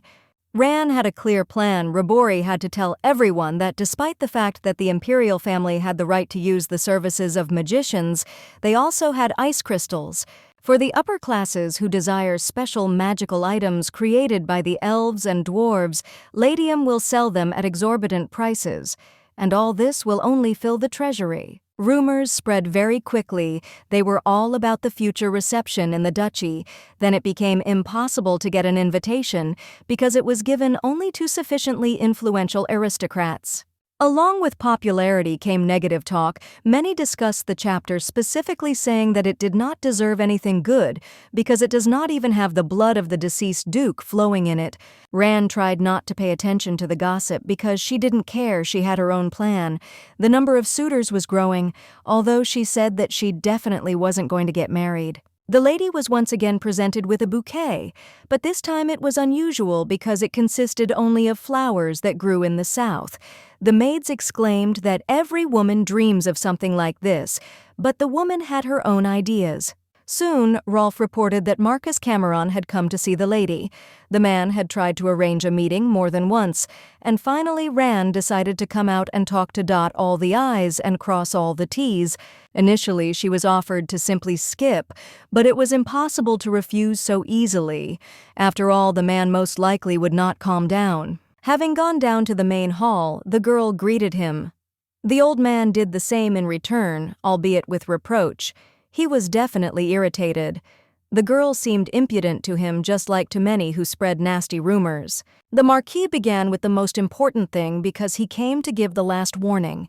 A person who is not part of the aristocracy does not know the rules, but they still exist. The green-eyed woman started the game only to eventually become a monopolist and deprive Cameron of everything he had acquired.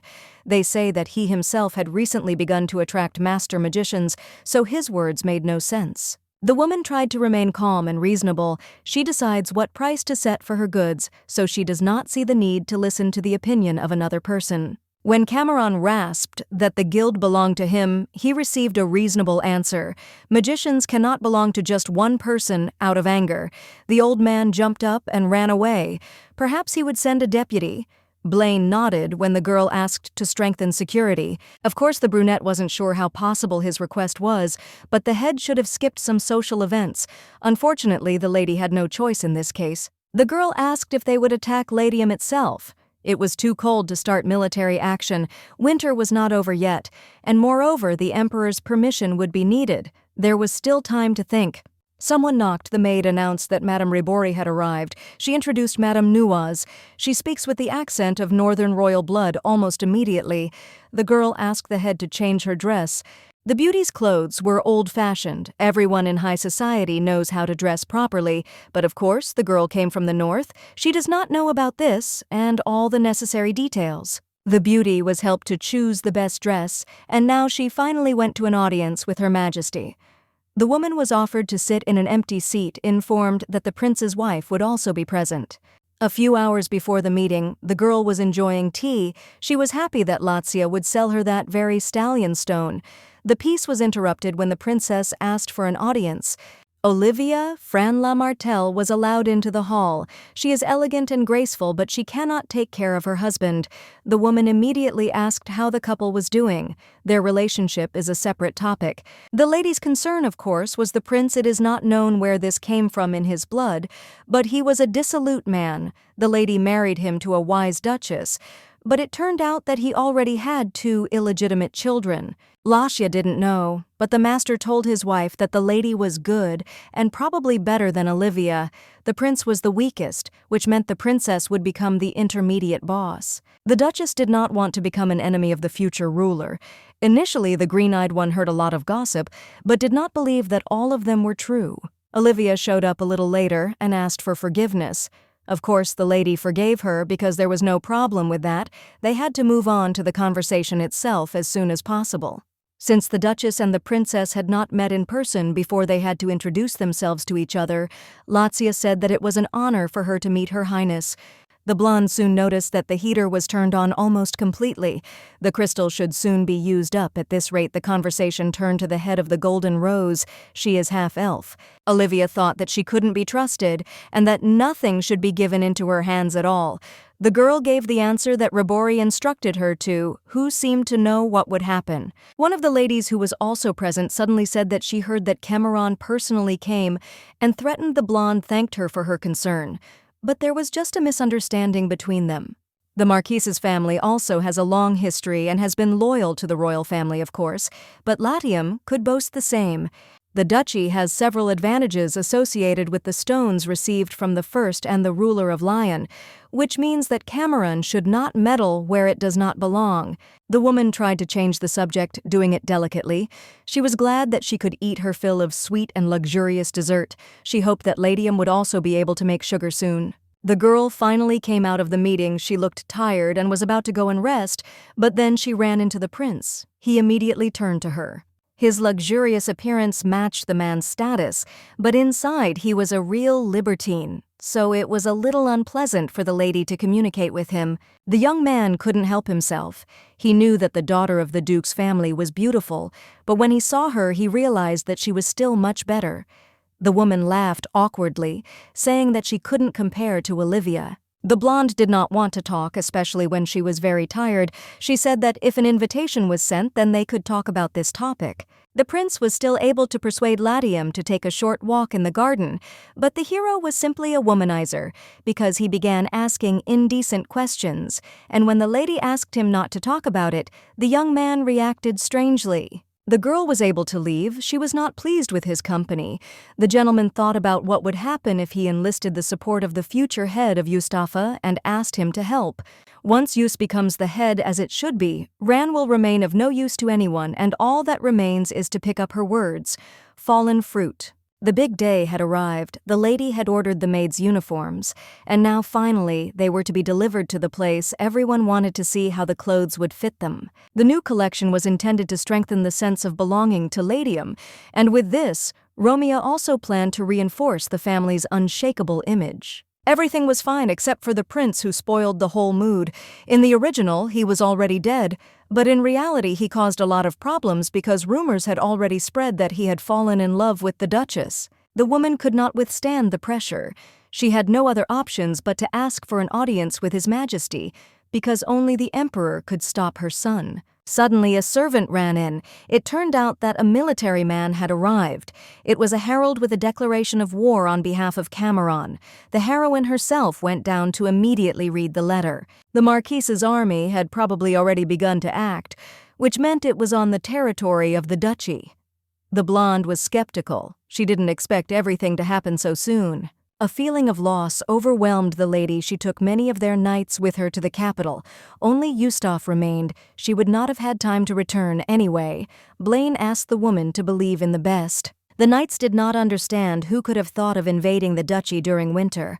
Apparently, the army's actions were aimed more at robbing ordinary people than at attacking. Yustaf was angry that the Marquis had allowed this to happen. The road through the valley was covered with dust like earth, and in winter it turned into mud, making it difficult to move. It seems that Cameron thought that since the leader left and took the knights with her, there was almost no one left in Latium. They believed that they could easily win because Yustaf still does not know how to use the blue flame. After some time it became clear to everyone that the duchy's chances of winning were increasing, and one of the knights stepped forward and demanded to engage in a duel. Taking off his helmet, the young man introduced himself as Agol, the eldest son of the Marquis. The brunette believed that he would be able to win during the battle. In terms of build, they were roughly similar to Latium. After 10 minutes of the duel, it became clear that the Marquis would lose. A sword was put to his throat. Recently, the war is considered suspended because, knowing that they were caught, they do not kill. Yustaf did not want to put up with anything on the territory of Latium. He made it so that the young man could never breathe again, and immediately the cries of the knights were heard praising him. As soon as the man met the lady, his sister immediately ran towards him. They hugged because she was very worried Yustaf spoke to her. The hero's voice changed. He seemed to become more masculine during this time. His height also increased. He no longer looked like an ordinary boy and began to resemble more the one who would one day take the reign of the duchy into his own hands. Yus didn't think that the girl would be so happy to see him. She said out loud that the young man had become different. Now the suit was a little unsuitable. The girl hadn't seen this option before, but it didn't look like a new one. The brunette said that Ross gave him the clothes because he needed something new. The blonde suggested choosing something else quickly and asked if the young man had gotten hurt during the duel. The hero explained that everything was fine and that he didn't need care. The woman shook her head. Even if her brother was a legendary warrior, he would still be at risk. In fact, about 3 days after the war began, someone asked the lady for an audience. The lady nodded. She asked to let in the one who was waiting for her in the corridor. She was eager to find out why they had come to see her. The second shadow of the head greeted the girl and said that there was nothing to worry about because Yustaf was confidently winning. In Latium, as it turned out, there was a secret organization about which the lady knew nothing. The man was confident of victory because the master was ready for it. However, apparently the Marquis made a deal with the emperor that in case of victory he would give up half of the mines. The lady finally realized why she was being ignored. The king was trying too hard to grab an advantage that would never come. All of Laban's pocket money went to the guild the girl asked to find out everything about the ruler's second son. Now, 3 days later, the beauty was choosing an outfit for her brother. She asked about his height. He was almost 180 centimeters. Not long ago, they were the same. Everything changed. It turned out that the Marquise wanted to challenge the gentleman to a duel, but it seems that nothing would come of it. The man asked to finish the fitting later and turned to the lady asking why she was trying to find out information about the prince. The heroine wanted to start a rebellion. There was no other reason, the woman exhaled. She wished that the man would not become the next ruler. The girl's words seemed to indicate that she didn't want to be in this country. She was behaving strangely. The young man sat down next to her and asked what had happened. The lady shook her head. She couldn't tell her brother the information. The brunette exhaled. In any case, they are not related. Then the heroine lost her temper and told about all the unpleasant comments. Because of the gentleman's behavior, the woman wanted to support the princess who did not love the blonde. The brunette listened to everything. He looked calm, but said that he would then talk to the man about everything himself. The girl didn't immediately understand what this was all about.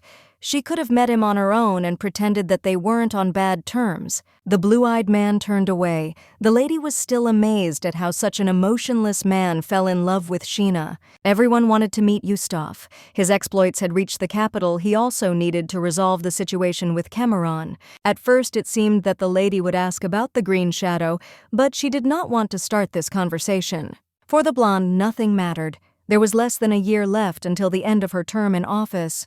The heroine completely forgot that she asked to find out about the juice of the snow-white tree.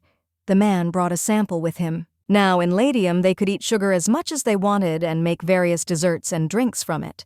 A few days later, a meeting was held between Laban and Cameron in the Crystal Hall of the Imperial Palace. People lined up just to see Yustaf. He seemed incredible to them. Still, it was hard for the lady to hear the cries of the Marquis, who had lost his son and even his heir. A whole line of people wanted to talk to the man. The girl tried to move away from the crowd. A scream was heard. Cameron's daughter was incredibly angry. She wanted her brother back. When the woman swung at the head, the brother pulled her aside. The guards had to do their job. Yus did not kill the Duke. He was devoured by his father's ambitions. If the maiden was dissatisfied, she was obliged to turn to her father. Perhaps the young man would not have said anything if the stranger had attacked him, but she swung at his sister who was defenseless. What happened in the corridor of the Crystal Hall was on everyone's lips for a long time. Some were against the Marquis's daughter and some pitied her.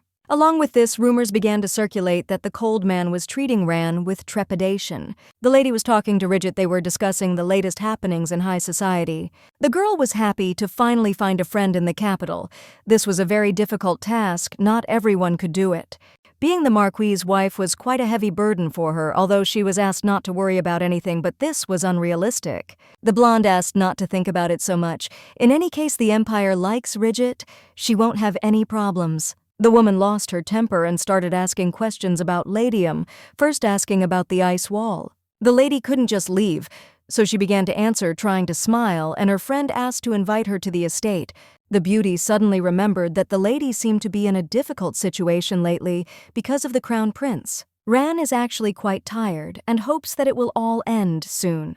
They pester her more and more, and Olivia's look becomes angrier. In any case, the lady was going to talk about this with His Majesty since business with the Marquis was already finished. When the conversation on this topic came to an end, Ridget suggested that next time they go on a picnic with her family. The princess, as it turned out, continued to use protection even after the wedding. An heir is the only way to take power for herself, which means the lady is probably thinking about something else. Yustaf was distracted because a guest arrived to see him who turned out to be the crown prince. The blonde didn't want greetings and formalities. He came to talk as a person. He had his own desire. The hero wanted to say that he was on the side of the heir, who knew that the Duchess was still more famous than him. Blue Eyes must take care of his role in future because soon Ran will no longer be the mistress. The prince wanted to help no matter how good the Duchess was. She did not belong to the Latian family. If she lost support, she would become an ordinary person. The woman will leave herself because she will not be able to remain on the controlling side when, for example, she becomes pregnant. Yus easily refused after the meeting. He had a desire to wash himself because he was incredibly disgusted. No, there was nothing to worry about. The gentleman assured his sister that everything would be fine and asked if she would like to return to Ladium. The youth also received the report about the second prince that the leader had originally requested. The brunette still felt strange. He understood that you can't trust anyone, especially you need to be careful with someone who says that he loves. Blue-eyed asked what his sister would do if she was betrayed. She jumped up and threw up her hands in displeasure. The girl chuckled.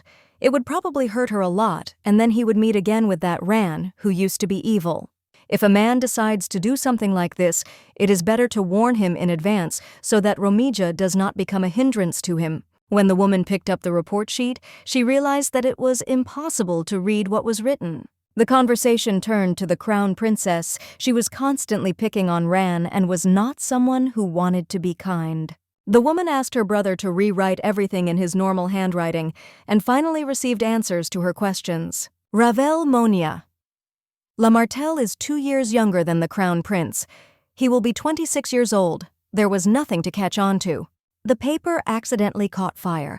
It seems that a blue flame came out. This is enough to scare someone who doesn't know. The girl decided to meet with the second prince. She wanted to ask for an audience, but the man had another option. All the wives throughout the ages in Latium have tended a garden to compensate for their infertile lands, yet this place is worthy of being called the Green Arch. When the gentleman met Romija, he began to understand why his brother continued to run after her. The brunette did not think that he would be invited alone. She had a personal interest in him, which was different. Perhaps the green-eyed girl wanted to show that she was interested in Ravel as a groom since his brother was already taken. After drinking the tea, the young man froze. The sugar was different from what he had tried earlier, but it was even more delicious. The young man immediately warned that he did not like the noise and did not like being used, but they explained to him that for now they were having a friendly meeting. When they got up from the table to take a short walk in the garden, Ravel noticed someone in the bushes and Yustaf came out from there. The prince greeted the future leader. He had heard about him, but he remained skeptical because it was probably just another rumor. When they said goodbye, the man laughed. It will be difficult for the Duchess to get married because of her family. The girl has an incredible younger brother, and the lady agreed with this because she considered him one of the best people in her life. For now, Ran has everything, but if Yus really wants to gain power, he will first have to expel his sister. The Duchess could always rely on His Highness, but she shook her head because she thought that she would never come to him. The next day, the lady was getting ready. Yustaf sat next to her while she was being prepared for going out and having her makeup applied. Finally, when everything was finished, the woman understood what needed to be done to prepare for the exit, the last appointment. After that, she would be able to rest. It was hard for the blonde. She couldn't, like other girls, enjoy finding a husband and social evenings. For Latium, the road to high society was covered with ice. It was a place where attractions and repulsions took place. Before getting into the carriage, the lady expressed her hope that she would return soon and not be tired. In the first 10 minutes of the reception, Ran met with the head of the Miro clan, the elder brother of Crown Princess Olivia.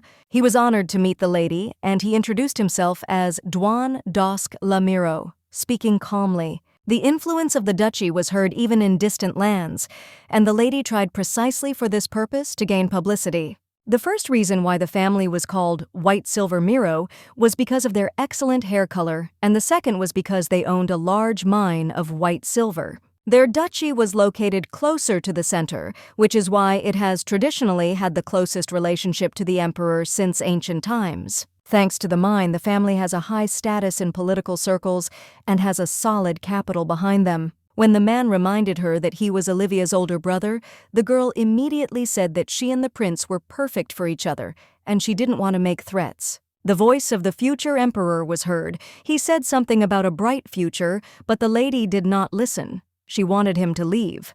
The man, without thinking twice, invited the lady to dance. He was not embarrassed by anything, because everyone should already know that he was in love. There was nothing left to do but pretend that the Duchess was fainting. Blaine was thanked for helping carry the lady out.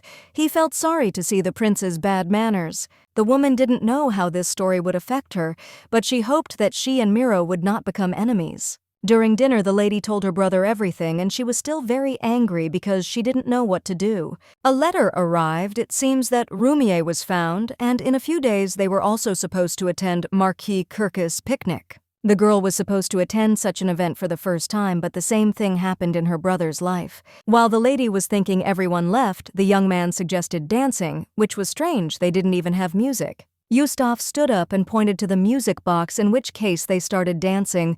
It wasn't that bad. Ran began to think that it wasn't just the man's height that had changed. It was as if he had become a completely different person, especially in his dance. By chance, the heroine stepped on her foot again. This time she was even more absent-minded, but she wanted to try. Soon the dance was over. The room was filled with good energy, which made the soul feel good. The time had come to send a letter in response to the count. The girl was already getting ready for bed, but first she sat down at the table and picked up paper and a pen.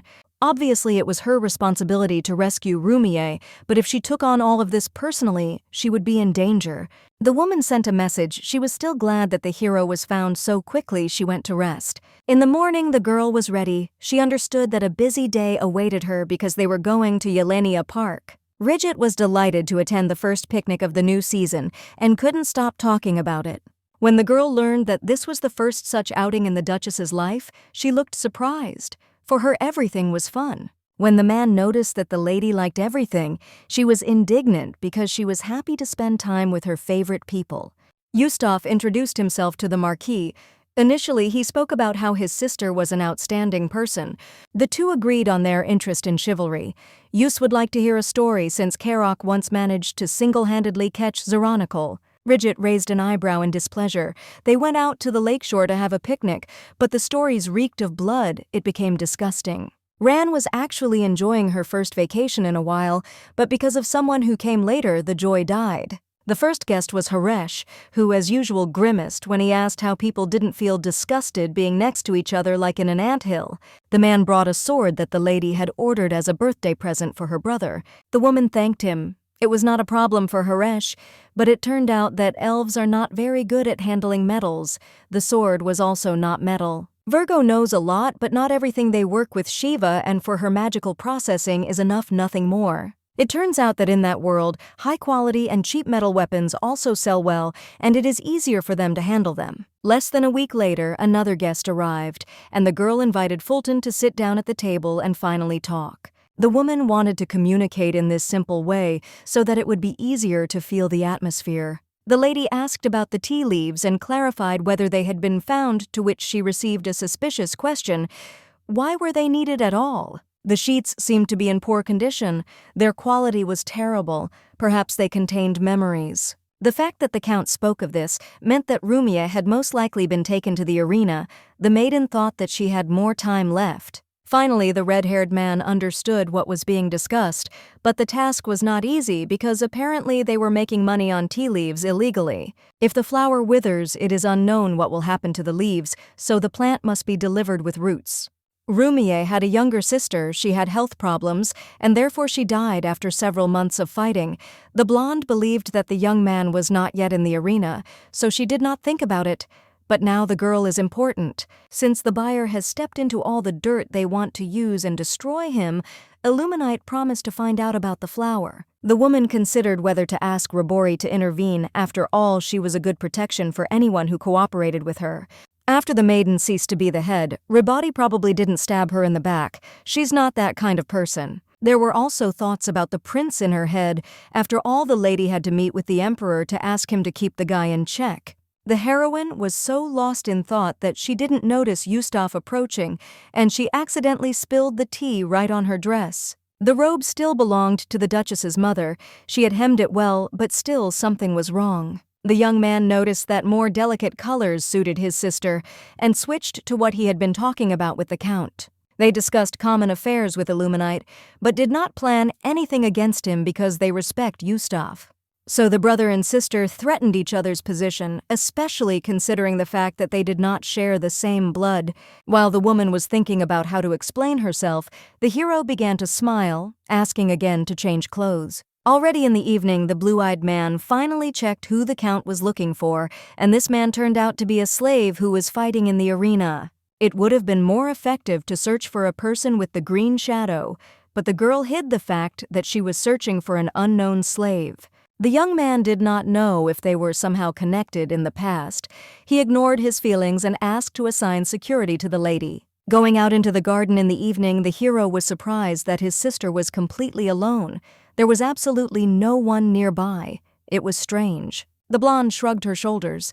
She had no need for knights on the estate grounds, that was true. The girl would not mind learning to swing a sword because she wanted to be able to protect herself. Since the girl could not sleep, she could be escorted to the school palace. The man lifted the head in his arms to carry it. Blaine came at the most inopportune moment and did not understand what was happening. He was asked to bring slippers. The beauty did not have an appointment with the knight. He probably had a date with one of the maids. When they arrived, the gentleman decided to start from the very basics the girl still wanted to learn. Yus handled the sword perfectly.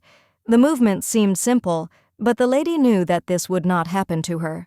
The young man dropped to one knee and began to wipe the beauty's feet. Slippers cannot be put on dirty feet. From now on, the green-eyed girl was strongly asked not to leave the house without shoes, as this is not according to the rules of etiquette. After that, the hero took up the sword. What he showed earlier was only a part. It will be more difficult further. In the castle from the very morning, there was a conversation between Olivia and her brother. He did not understand what the prince was thinking about and why he allowed himself to be obscene. Miro is still needed by the kingdom, so the maiden will be of help, and over time the master will understand that his wife needs to be treated well. The lady understood why her man fell in love with Ladium, but she was not so simple to deal with. The head was angry at the Duchess.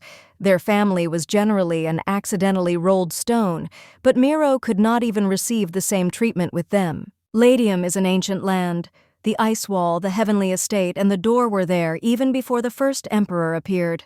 Although Ran is the head, she is temporary. She will soon lose her power. Then she will become the prince's plaything and will be thrown out. The sister noted that she might even be jealous of Lazia, but she had her own path and her own plans for the future. The prince sent the lady flowers again, but she had received money from Ribori, so she had to take care of her duchy. The girl asked her friend to make a fake ideal for visiting the slave. Ribori agreed to do everything for free, and the conversation turned to the fact that the explosive contract would soon end. All this was worth lending 1,000,000 Ribori wanted to offer to extend the contract for another year. The lady would like to raise the price of crystals by 20% and the purchase price by 5%, giving a deposit of 10 million.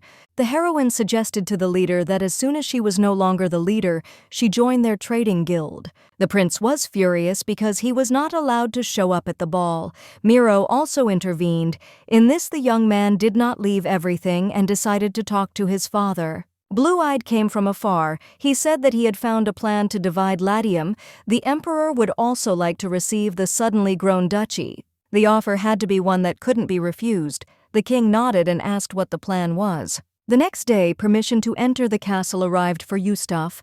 It was unclear why this was necessary. Whatever it was, the lady put aside her worries. She almost began to breathe easier. She would be glad that the young man would go to social events. For the first time, the hero had to go to a ball in the imperial castle, for which he would have to wear new clothes. Rumors that Laban would soon appear at the ball spread throughout aristocratic society. The garden where everything took place was filled to the brim with objects created using ice crystals. The arrival of the Latian family was announced. People looked at them attentively because everyone was interested. Her Majesty the Empress personally greeted the couple and was happy that they were able to come. The blonde introduced Yustafa properly. A lot had been heard about him, but it was always better to see him in person. A man should enjoy himself to the fullest, but remember that there were many ladies nearby who would want to dance with him. In fact, the Empress is right. The Duke is already popular, but he is also unmarried and incredibly handsome. The hero turned to his sister, tearing her out of her thoughts. He offered to dance with him despite the fact that Ran was still bad at it. Previously, the lady often stepped on the boy's feet, but this time her steps seemed lighter. Yus definitely became better at dancing. It seems that the talent appeared on its own, but the hero explained that he trained because he wanted to be the best. Because of his dancing abilities, the ladies at the ball began to show even greater interest in Yustaf. People always said that perhaps the Duke was ugly or looked bad, but all the rumors were dispelled. Everyone knew that Latium was also rapidly accumulating huge capital and had a wonderful future. At this rate, someone could take Yustafa away. The woman asked her brother to wait for his fate and not run after the first girl. It was awkward to talk about the topic, but the lady wanted to ask to wait for her love.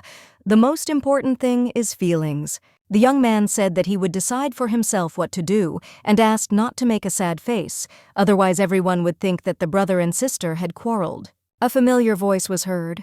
Ridget could not think that they would meet Yustaf in such a place. The Marquis did not come, and he did not care that the Duke was making his debut. Within 5 minutes, a multitude of aristocrats had gathered around. The lady decided to run away before it was too late, but she was stopped and asked where she was going. She needed to pick up a drink. When the lady finally received the glass, the prince approached her. The maiden was surprised because she did not expect to meet him in such a place. The man didn't want to give his invitation to someone else. He started talking about the Green Arch and why the girl had dressed everyone in new uniforms.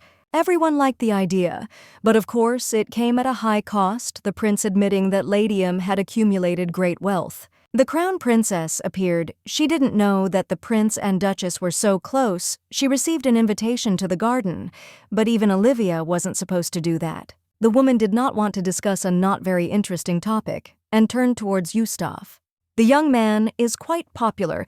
The girl was also surprised by this. Most likely Ran is glad that she has such a purebred brother. They wanted to escape from Olivia just as a new melody began. The girl warned at the last moment that she was a bad dancer. After half an hour, the young man almost stopped feeling his legs. It was as if she was deliberately stepping on them with her boots 100 times a minute. However, the dance was over. The man suggested going for a walk. The lady's mood was spoiled because Olivia was with Yus. The duchess was sorry that she could not change history. Apparently, the princess had already fallen in love with Laban. His Highness assumed that the lady was experiencing such emotions because she liked the young man and she began to apologize. The woman shouldn't have given in to her feelings. All was not lost yet. It wasn't worth losing concentration. They found themselves in the farthest part of the garden where the lady had never been before. At night, there was nothing to see because of the darkness. People in love are the only ones who could appreciate the place. It was a nighttime honeymoon. The brunette thought for a girl with a beautiful appearance and popularity. She looks more like a spectator and seems not to believe that her time to shine will ever come. It was time to return, but before that, the girl was told something she didn't know. The invitation for use was personally issued by the crown prince. The young man had his own motives. He was probably doing this to stir up conflict in Latium. While the lady was thinking, a voice was heard. She did not want to be near this man, so she wanted to leave. She was grabbed by the hand, stopping her. The maiden threatened to scream, but she was allowed. The master could say that she had seduced him and even tell the details. It was decided to speak calmly. The lady asked to let her go and promised not to run away, but instead the body was pulled closer. The man suddenly flew to the side. Yus arrived in time and hit the prince, asking if his sister was okay. The girl looked down at the floor. Everything was fine, but she was a little scared because she didn't expect such behavior. By this time, the young man had jumped up from the ground and was shouting loudly, asking if Yus wanted to be accused of treason. When the empress arrived, the blonde began to scream louder, asking to lock the brat in prison for his behavior. Yus noticed a bruise on his hand, so he challenged the prince to a duel. It would happen another day, but for now they were getting ready to leave because the girl was not feeling well. The empress allowed them to leave because the duchess really looked bad. The mother ordered her son to shut up and cool his head. She was tired of his behavior. In the carriage, Laban asked once again if his sister was okay. The future emperor was to blame for everything. He had behaved terribly. Despite the fact that the lady assured everyone of her calmness, tears rolled down her cheeks on their own, and they hugged her to calm her down. The duel was still a problem because if the prince was suddenly wounded, the palace might suddenly refuse to use the crystals of Ladium. Blue-Eyed was calm.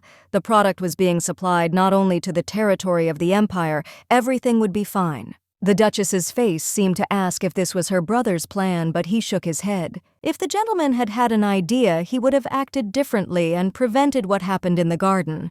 Most likely the prince will use a substitute in the duel. The young man had another idea. Perhaps the emperor would be used to show his greatness.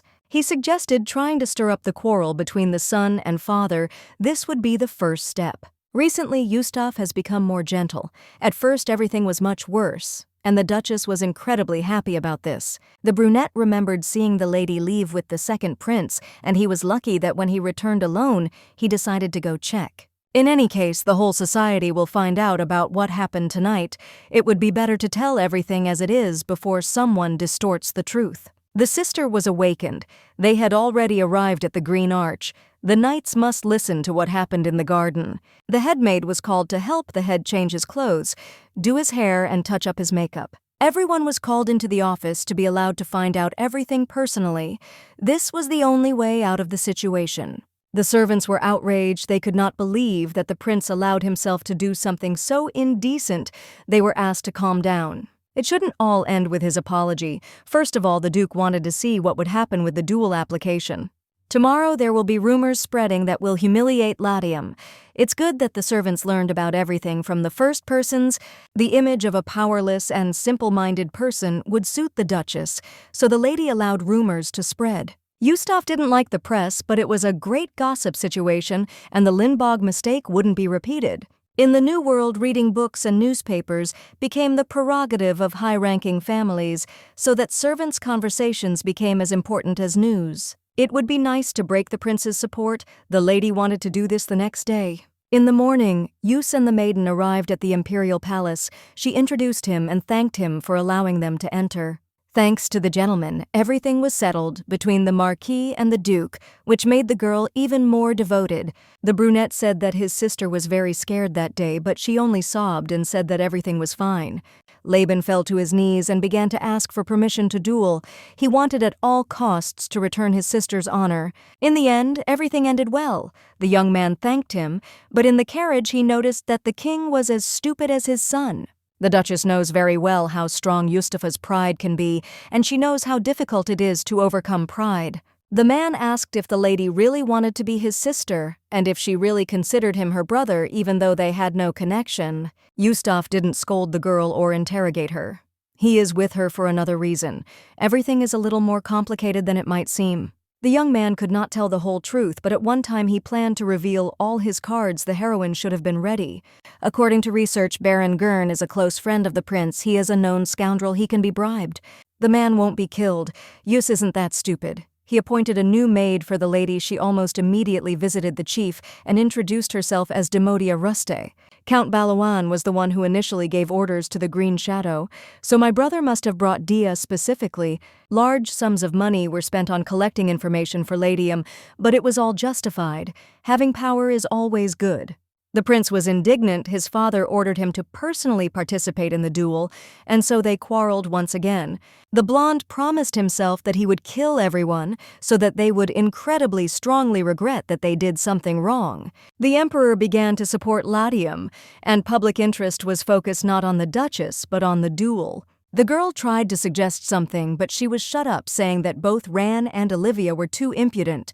The princess couldn't even give birth to a child. The blonde was angry. Her husband was so stupid that he couldn't even be used as a puppet. It would be better if he died in a duel. In the morning, Rigid arrived at the estate. She still couldn't get over the news and what happened in the garden. The Marquis also arrived because he agreed to help. It was decided that only he would be able to do this, unlike everyone else. Kirkus smiled. He would only be glad if the duchy remained in his debt for the help provided. The girl enjoyed the dessert. In Latium, they created cream, which originally did not exist in the world. News spread that the prince had recently been receiving training from the captain of the Imperial Guard. He is preparing for a duel. That's why Ran asked for help. Kirkus could go out to fight against Yustaf. This will give him preparation. The young man gladly decided to accept the invitation. The girl thanked him. It was really important for them. Before engaging in real combat, the man wanted to see the Duke's abilities. The Marquis was actually looking forward to the invitation. Rigid turned to Ran again, asking if she was okay. The blonde was a little worried. She was afraid that this duel would be more brutal, but she hoped for the best. Latium had only thought about how to make the duchy richer, but now she was faced with something terrible that she was not prepared for. The woman supported her friend. Yus will be fine because Karok is training him. He is good at this and will help with everything needed. It was time to discuss something else after what happened. The girl became even more suspicious that Ran liked Yustafa. The way the gentleman treats Romia doesn't really look like a family relationship. He never even thought of the girl as a sister. At the moment they remained in a mutually beneficial relationship, they had no other feelings. Ran seemed to always speak, excluding herself from any circumstances as if she kept her distance. Yustaf made Kirkus feel vulnerable. He fought with all his might as if he was putting his life on the line.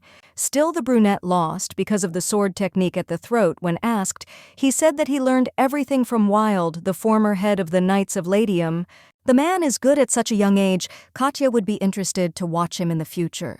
Blue-Eyed kept thinking because in 3 days there was supposed to be a duel, it could threaten his life force. Ran came into the room. Noticing Yustafa in a robe, she immediately blushed.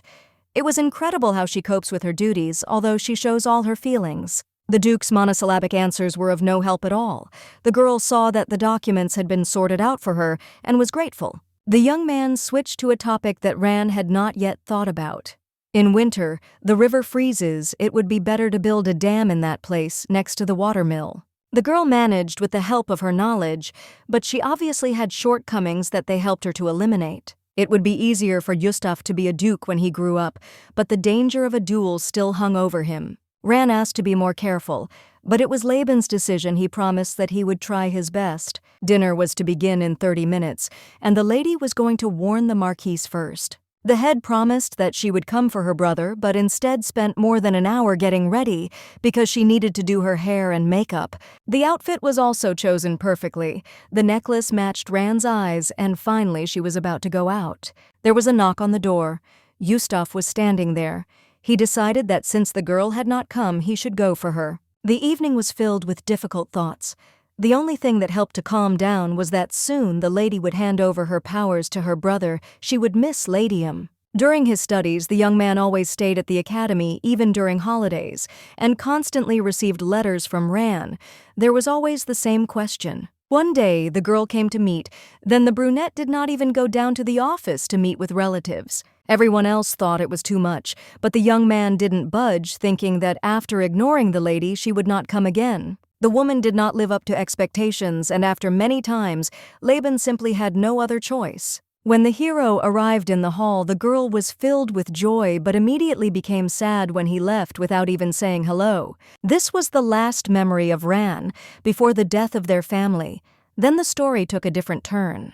Before leaving, Ridget thanked her for the warm welcome and promised that she would invite Lacia to her place next time. The blonde quickly got drunk. Although she drank 2 drinks, she always did everything quickly, leaving no one a single chance. Whenever the blonde was told something like this, she always said that it was just her character, nothing more. People with a hasty nature usually give up quickly, but for some reason Romy remained persistent.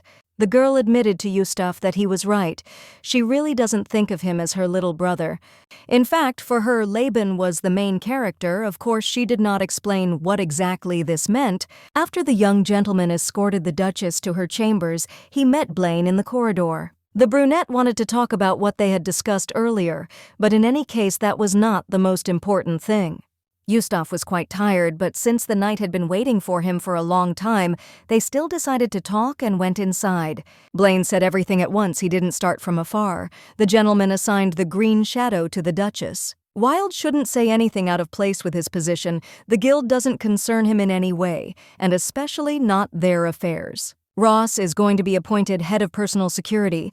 Everyone knows about his abilities and that he will be able to protect the lady. Earlier, the blue-eyed man asked to choose a good escort, and it seems that this person turned out to be it. Yustaf agreed to what was offered to him, but first suggested listening to Lazia's own opinion. 3 days later, in front of the prince's palace, Olivia brought a handkerchief with prayers for victory and wanted to tie it on her hand. The man threw the thing away and shouted that he would win thanks to his luck. The woman gathered all her willpower not to shout, but simply smile. The atmosphere between the married couple is no joke. The Duchess approached Yustaf and asked him to be more careful. When the duel began, the young man very soon realized that the sword was ringing, and this indicated that magic was concentrated in it. The enemy wants Yust to drop his weapon. The prince has always been a coward, but this is an even lower way. Most likely, the magic was cast in advance. The man knew that he just needed to buy at least a minute of time. In just a moment, the blue-eyed man made the blonde lose his sword. He would have to go to pick it up. The master had to put pressure on the magician to cast magic a little more, and the enemy's weapon would fly apart. As the blue-eyed man expected, everything worked, but when he was happy, he got a knee blow to the face. The duel ended. Olivia wanted to clap, but instead she called the doctors. Ran rushed to the young man to hug him. The news of Mustafa's victory spread quickly, and along with it, everyone knew exactly how he had won. The master's sword was destroyed, and it was immediately clear that the prince had used forbidden magic. Soon the gentleman met the emperor's second son, who was an unusual guest for him. Laban was absolutely calm, and when he was told that the prince did not like criticism, he agreed, only about himself. The young man had to ask why Lazia had come, judging by what he had heard the gentleman liked to be used. Smiling slightly, the duke suggested using others. He had come up with a very good plan. For now both remained in silence because they did not like noise, and there had to be time for thoughts too. The imperial family has its own duties, just like Latium. There is no point in talking about it. The young man seemed to be hinting that the current heir had no right to become emperor. One could already see in advance what would happen to the empire. Laban offered the prince to become the leader. He gave an ambiguous answer, because those who have power have enemies. The hero did not want to hear a clear answer right away. He simply asked to be notified eventually. The brunette was left alone and began to think the path to becoming an emperor is full of difficulties, given the fact that his father is still in power. They had a wise daughter-in-law. She had a beautiful appearance and a political mind. She was always felt to be the best choice for the ruler's wife. To be at least on the same level as the heir, I would have to marry an equally excellent person. The girl sat thinking about what to answer in a letter for Count Illuminite, but she still managed to write something. It was raining heavily outside, but it promised to end soon, but if it got stronger we would have to return to Latium later. Dia suggested going out into the garden. The drops hadn't become strong, yet drinking tea outside would be a great idea. The girl agreed, but Ross appeared out of nowhere and thought the idea was frivolous. The heroine thought that the knight would not try to accompany the lady, but he agreed and carried her in his arms so as not to get his shoes dirty. The brunette snorted in displeasure. He couldn't let Eustace know that he wasn't capable of even the most basic tasks. The blonde noticed that the guy was doing dangerous work, and it wasn't about him wanting to do it for the master. The heroine was glad to have the opportunity to drink tea in peace, and she also invited the maids to join her. The lady was tired of drinking tea alone all the time, and she would also like to listen to stories about what was happening inside the mansion. The maids liked the uniform. Everyone around treated them with great respect, understanding that they came from the Green Arch. Everyone was filled with aspiration, and the lady understood that it was not all in vain. Clothes were still very important for the spirit of the duchy. Eustace's voice was heard. He came right in the rain, apparently attracted by the aroma of tea. The girl quickly held out her shawl, but her sister was completely dry, as if she had wings. Ross carried the lady to the gazebo, and for this the gentleman thanked him. The words made him embarrassed. Before her brother arrived, the young lady talked with the maids. She knew that she could talk to them another day. The woman quietly asked what had happened and where Eustace had gone. The young man only wanted to talk about personal matters. They started talking, but the man answered in monosyllables. Ran asked him to communicate more simply, otherwise nothing would work out for them. In fact, they didn't have to talk about topics that would make them feel embarrassed. They weren't in that kind of relationship, and even that would end very soon. The maiden was thinking about what to talk about until she noticed a hole in the marble. The estate must have been built a long time ago. The man looked closely, wondering what the stone thought every time a drop of water fell on it. At first, he probably thought about how tired he was of it, but then he decided that he didn't care. The stone realized that there was a hole in it when the sound of the water became less unusual. Soon the annoying sound of the collision was replaced by a melody filled with the ringing sound of a splash. That the raindrops did not fall with the intention of destruction seems very stupid and incomprehensible. By evening, the rain promised to become even heavier, and they had to stay in the Green Arch. Perhaps this was on the contrary for the best. The lady does not know whether she wants to return to Latium, because there are many things to do there, but she still asked her brother about his opinion. Soon a letter arrived from the Count. The flower was torn off. He found it, but this was not a reason for joy. As the man expected, he was unable to obtain tea leaves. The only seller wanted to see the buyer in person. The girl had no choice but to find out what the arena in the capital was connected to, then the issue would be resolved in the royal castle. The next day, the lady informed the Illuminite that she would go and personally look at the goods she needed. Ran must have had a card up her sleeve since she didn't know what the price would be. She could go herself. Suddenly an idea came to mind. The girl told Deja that she was going to sneak out at night and asked her to stay nearby. The blonde hesitated. She didn't know that the Duchess already knew that she was from the Green Shadow. The maid agreed and promised to keep everything a secret. Yustaf had no need to know the details. Once the lady was done with everything, she probably wouldn't see Rumier anymore, so it would be easier for her not to bother anyone. At some point, hope appeared in my soul that I would not have to leave the duchy, but these were just thoughts. At night, the girl met the Count. He did not think that the Duchess would come and even dress in hidden clothes. Before heading to the location, the Illuminite asked not to call him by name and not to reveal his own either. My sister has already been taken away from security, but she was not in a very favorable environment, so she feels bad. The lady walked down an alley that was full of beggars. There were many children there, and it broke her heart. Finally, they reached the meeting place. Arka introduced himself and said that it was an honor for him to meet the buyer. The man realized from the head that there was a girl in front of him. It was strange to understand that she wanted to buy a gladiator. The lady believed the Count, but asked him to bring the item so that she could check everything again, just in case. Rumi entered the room. The heroine nodded and suggested moving on to the deal she needed to finish this matter quickly. Arka wanted to meet in person precisely because of trust. He couldn't sell the goods just like that without clearly understanding to whom. In transactions, one must be extremely precise. The lady asked what kind of trust exists between the master and the slaves. The brunette snorted. He definitely wasn't going to develop a relationship with useless scum. After answering, the lady said that it was strange because as far as she knew, Rumia's younger sister was with the master, and the place where she was recently attacked and burned to the ground. Arka screamed. He was sure that the girl would die because she needed medicine that only he had. He was cut down all this time. The girl was receiving a drink of sleeping pills and wine. When Rumier heard all this, he reacted quickly, attacked the master, killed him, and then dealt with the assistants. When it was all over, while the lady was trying to come to her senses, the man approached her. It seemed that he was about to attack, but instead the red-haired man fell to his knees and began to kiss the lady's feet. The girl was called the mistress. She really didn't like it, so she decided to ask not to do it in the future. Voices of people from the guild were heard. They urgently needed to get out. Rumi said that he knew a secret passage. Everyone went down the stairs. The exit was in the north direction. 2 more were located in the east and west. The girl was still upset. She told Ark everything so that he would understand that he could no longer order the slave around. It was known that even an angry man would not kill someone who was an aristocrat. The lady asked for help to remove the chains because it was impossible for everyone to see him walking around, dragging his past behind him. Daya asked if the Duchess was okay, and she nodded. She shouldn't push herself too hard. There was no point.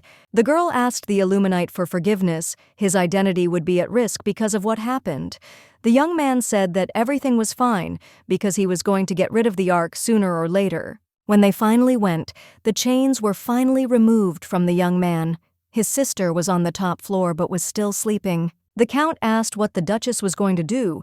She was going to release the slave and end the matter there. The gentleman nodded. Perhaps he should have kept quiet, but the guy's sister was sick. If things were left as they were, she would most likely die. The lady decided to deal with this later. Arka could have sent the pursuers, but he was a bad man in business, and many would probably be glad of his death. Most likely those who were close to that man will start to sort things out among themselves first. They will not go looking for the killer. Finally, Rumia returned.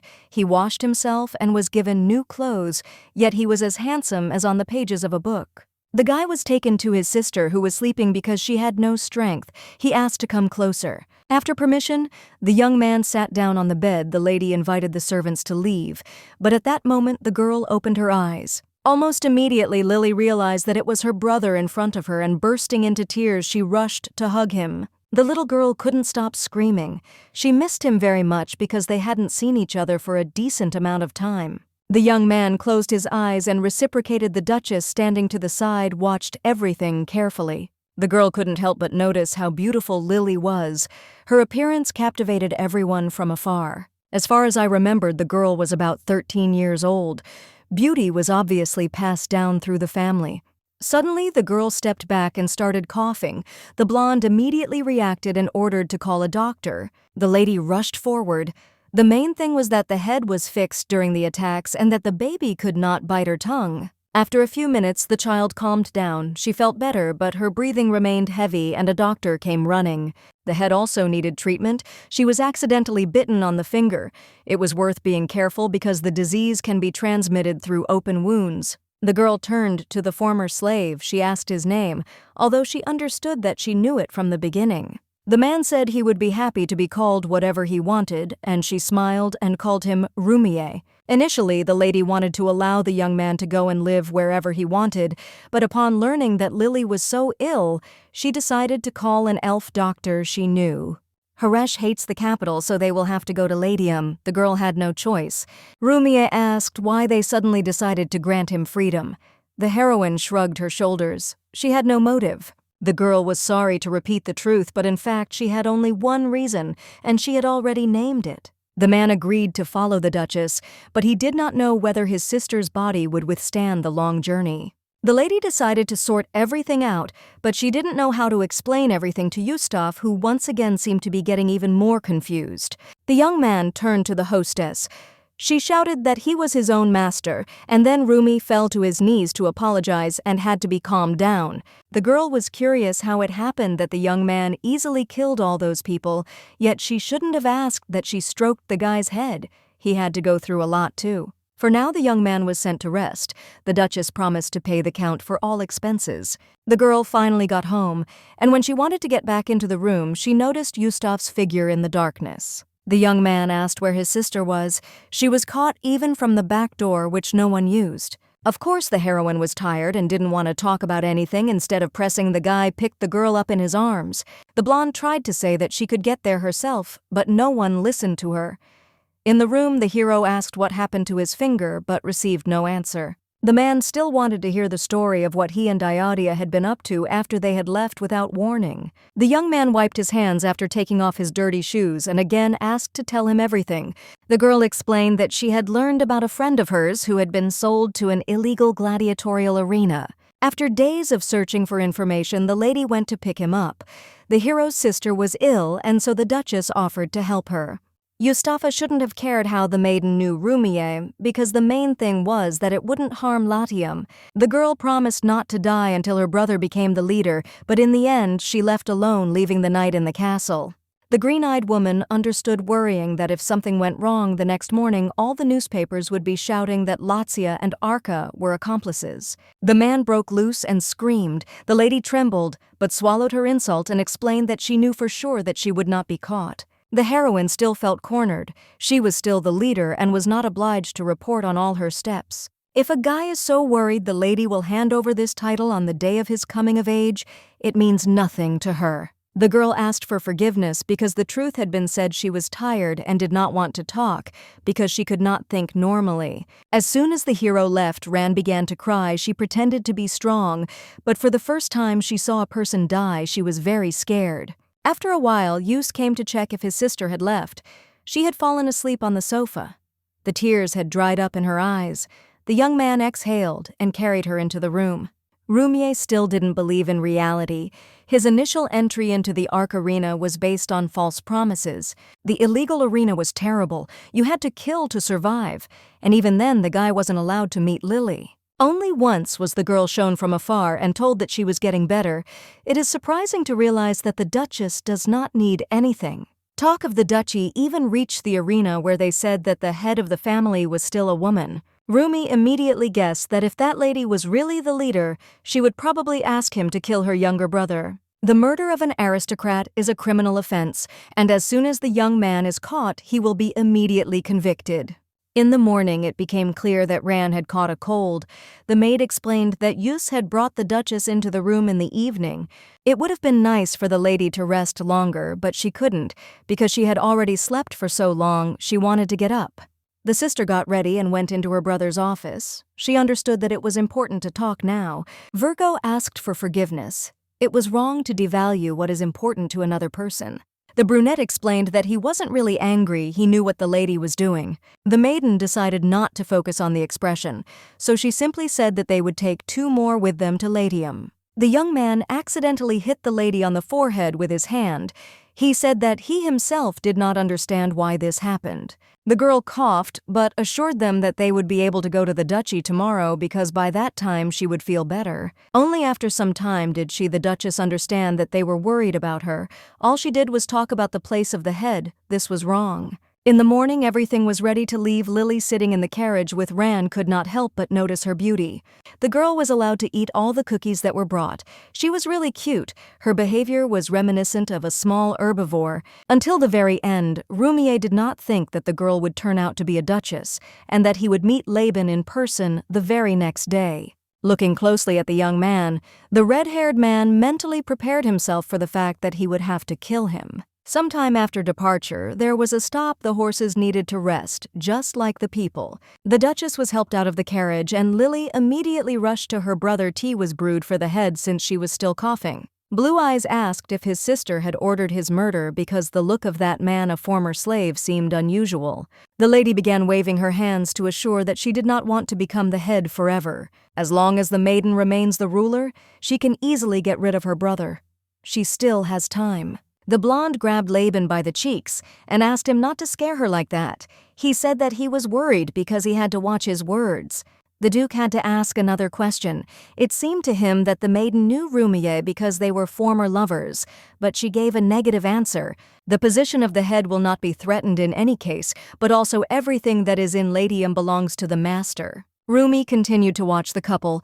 They looked like they had a good relationship, but maybe it was just a show for the audience. Lily said that Ran was good to her and even gave her some cookies that the girl had brought to share. The redhead didn't understand why they were treated so well after everything that happened. He developed trust issues. Ran came to visit the child. She was again called the mistress, so she asked to be called by just her name. The young man was really very sweet. He just said her name, and the girl already felt butterflies in her stomach. Initially, the woman thought of going for a walk, but Yus had plans, so taking advantage of the opportunity, she came to her new acquaintances. When the girl looks at them, at the maids or the knights, her gaze is always the same, as if she is looking at people. Perhaps she was just a good actress. The young man did not quite understand, yet the Duchess said that they would arrive at the place in 4 days. They would have to gather their strength. The lady also asked to think of what the hero would do because he needed to somehow earn his living. The blonde could provide a standard amount to start life, but then he would have to find something to do. The young man fell to his knees and said that he would only do what he was told. The heroine exhaled. She understood Rumi's feelings. He had been deceived all his life, and then suddenly they gave him something, probably to deceive him again. The girl will have to prove everything, not only with words but also with actions. The young man should not behave like that in front of his little sister. Finally, after 4 days, the carriages arrived in Latium. In August, the heavenly estate is not as hot as the capital's. The head was getting ready when suddenly someone knocked, and the assistant announced that guests had arrived. To begin with, they were taken to the reception room. Before leaving, the girl made a deal, but now there were other people in front of her. One was called Fasan and the other Jatura. The maiden suggested addressing them informally. It was easier for them that way. After the 3 had drunk the offered drinks, the discussion of the visit began. They brought armor. After trying it on, everything would become clear. If the dwarves eventually decide to hand over their mining technology, that would be wonderful. Futura said that they would not fulfill the lady's order. She found it strange the one with whom she had made an agreement was glad to enter into a deal with a person for the first time in a long time. There is a strange echo in the mountains lately.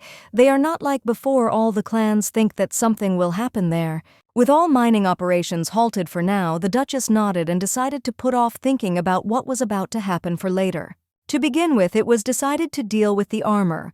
The knights were asked to sort out the boxes, each one belonging to a different person. Initially, the leader asked to make the armor 100% from mithril, but since this is almost impossible, it was decided to simply add this ore in small quantities. Yus was also in high spirits. He knew that the knights were probably in the process of trying on their clothes right now. In the future, it is unlikely that it will be possible to receive supplies from the dwarves. The girl began to talk about the echo and suddenly screamed. She realized the truth. It will be about the star sand of Black Mountain Nadium. Soon the echo will disappear and the dwarves will begin to work as before. After the work is resumed, mineral water will gush out from the deep depths. The spirit inside will wake up and become angry. The water will swallow the mine and the underground city, and all the inhabitants of Black Mountain will be destroyed. That sand would be easier to process, but it would be stronger. The lady was glad that she remembered everything, but she did not quite understand what to do. The green-eyed girl did not understand how to explain everything properly.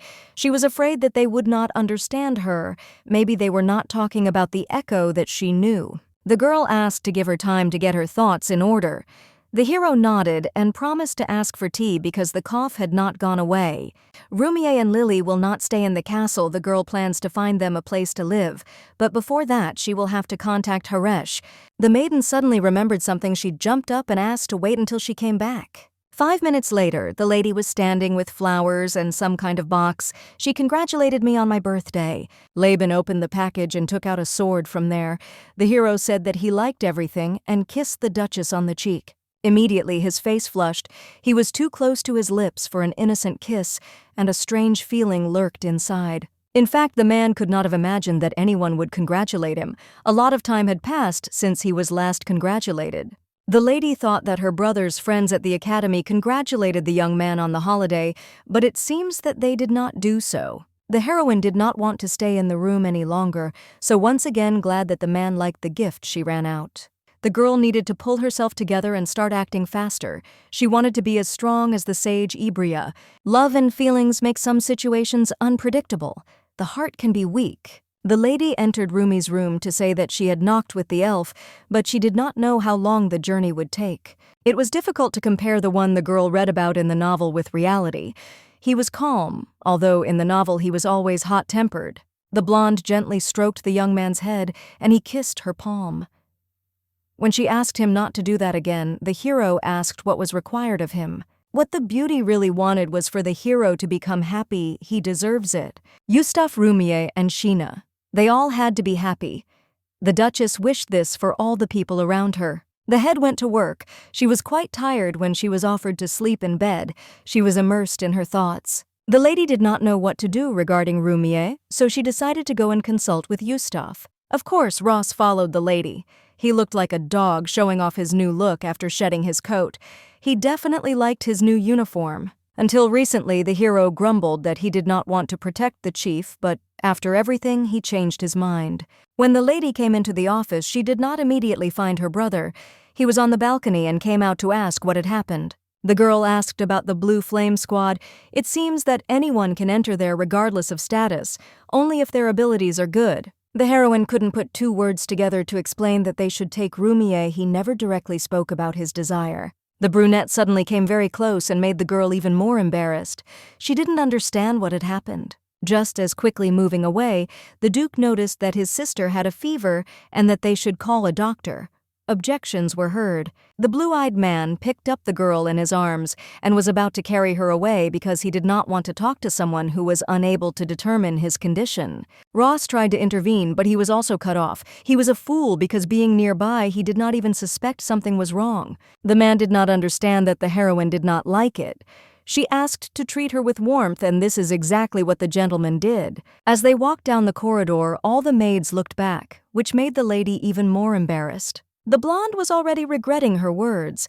There was no point in addressing her with warmth. These were nonsense that came out of the mouth of a drunk man. Still, the green-eyed girl calmed down. She didn't want to attract even more attention. This was the wrong step. Perhaps because of fatigue, the lady wanted to act like a child. She asked to play the piano for her, but received a promise to postpone it until next time. The conversation about the nightly detachment came up again. The lady did not ask to add Rumie by force, only by consent. When the lady was brought in, the maids began to worry, but they were right to know that she would be overtired. The headmistress acted as if she was dependent on her work. That was definitely wrong of her. Haresh's voice was heard. He, as usual, used the window instead of the usual door. It was easier for him that way. The elf grimaced when he saw the armor created by the dwarves. The relationship between the two races was so bad. Initially, the young man came to another patient, but decided to examine the lady. He immediately poked 2 fingers right under the rib cage. It became painful. Everything immediately became clear. The hero began to write that the mind needed to rest. There was too much stress concentrated in the body. The brunette wrote out a prescription that was a temporary protective measure. Now it was time to go to the real patient. Yustaf offered to go instead of his sister. She needed rest and he himself could handle the simple task. The elf heard the question about the lady's condition again. Considering her workload, he was surprised that everything had not yet reached the final stage. Haresh found out about Yustafa. It's time for him to start asking for medicine so that the girl will quickly get out of action. Blue Eyes asked if they would give him the pills if he asked for them directly. The elf does not create killing agents. Lately, the man seemed to be concerned about Ran, and he apparently became a supporter of the Duchess because people had such an influence on him. As the two approached, Rumi wanted to follow them, and suddenly Haresh noticed that the man smelled bad. The young man said that it was impossible to cure what the girl had in the duchy, but everything was possible. He would try. Those standing behind didn't immediately understand. The red-haired man was scared at first, but decided to clarify everything. The baby will have to be taken to the elven village, which will most likely take a lot of time. The brunette said that he would prepare everything for dispatch, but then he was interrupted.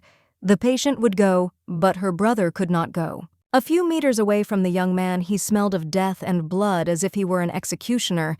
The smell seeped into his body even deeper. The girl's illness cannot be cured on human soil. Even bringing one person into the elf's territory is difficult, and taking a second person will be more difficult. The little girl ran to the red-haired man and, hugging him, began to scream that she did not want to be alone anymore. The elf remained calm and stated the facts. With treatment on human soil, the lady would not live even a year. The brunette didn't want to press but left a little time for reflection until about the next night. Yustaf couldn't smell anything at all, and he was confused by the fact that Rumia was so easy to read. Blue-eyed asked the guy to come into his office so they could talk a little. It was necessary to understand where all this was leading. The brunette asked about what they had talked about with the Duchess, and they answered him with silence, since it was obviously a secret. The girl asked to give Rumia the opportunity to pass the exam to become a knight. It seems that the young man knew nothing because he was surprised. He could even die during the exam, but he was determined. Soon, the hero came to the lady to tell her about his decision. The guy's face expressed everything, and this frightened the lady. The red-haired man had been through a lot, but on top of all that, he even managed to pass the exam, which was surprising. The blonde heard that Lily would have to go to the elf village. Her brother was worried, but had to be grateful that she could be cured. In the end, the man persuaded the girl to go when she recovered. In any case, they would meet again. The lady took care of the expenses in any case. Another race does not exchange human currency. The man thanked her and again called the girl mistress. This is what he himself wanted and how he behaved. The heroine exhaled. She had given her consent after all, but only for 6 months. This period was acceptable. After all this, the girl went to visit Yustaf and entered just as he was playing the piano. The first thing the brother asked about was security, but they reassured him that the lady was safe in the estate, and Yus also walked alone. The woman looked at the piano and asked to play again. For some reason, almost immediately, there was a refusal. If something was wrong with Ross, the hero could assign another guard. Rume was not suitable for this role. The Virgin made one promise, but it will have to be cancelled. It was impossible to give this position to someone so reckless. In fact, Rumie wanted to belong to the lady, and not in a strange way. He had been through a lot lately. While the heroine was thinking about how to say something else, someone just poured tea into her cup. Be that as it may, one cannot cross the line. Independence and protection of the head are separate issues. It was time to ask about what happened in the exam. Of course, Yustaf did not give in. The victory officially belonged to Rumie. The man was acting strangely. The lady asked about jealousy, and although she understood that it was not true, she wanted to joke about him. She froze when she heard a positive answer. She even had to ask again. Everything was so strange. The blue-eyed man was really jealous, so he asked the lady not to behave like that anymore. The girl decided to change the subject before she blushed even more. She decided to go to the mountains to check out some rumors. There were no other options left but to go and talk about everything personally with the dwarves.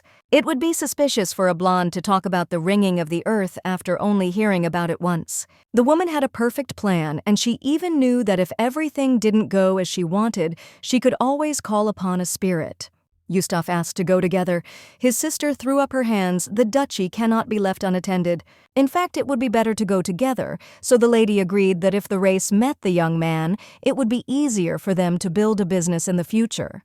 Two people arrived at the estate and were greeted almost immediately by Yus, who, as usual, remained cold. One of the men introduced himself as Caruso and the other as Daryl. They had previously been classmates. Yus's friends turned out to be simple.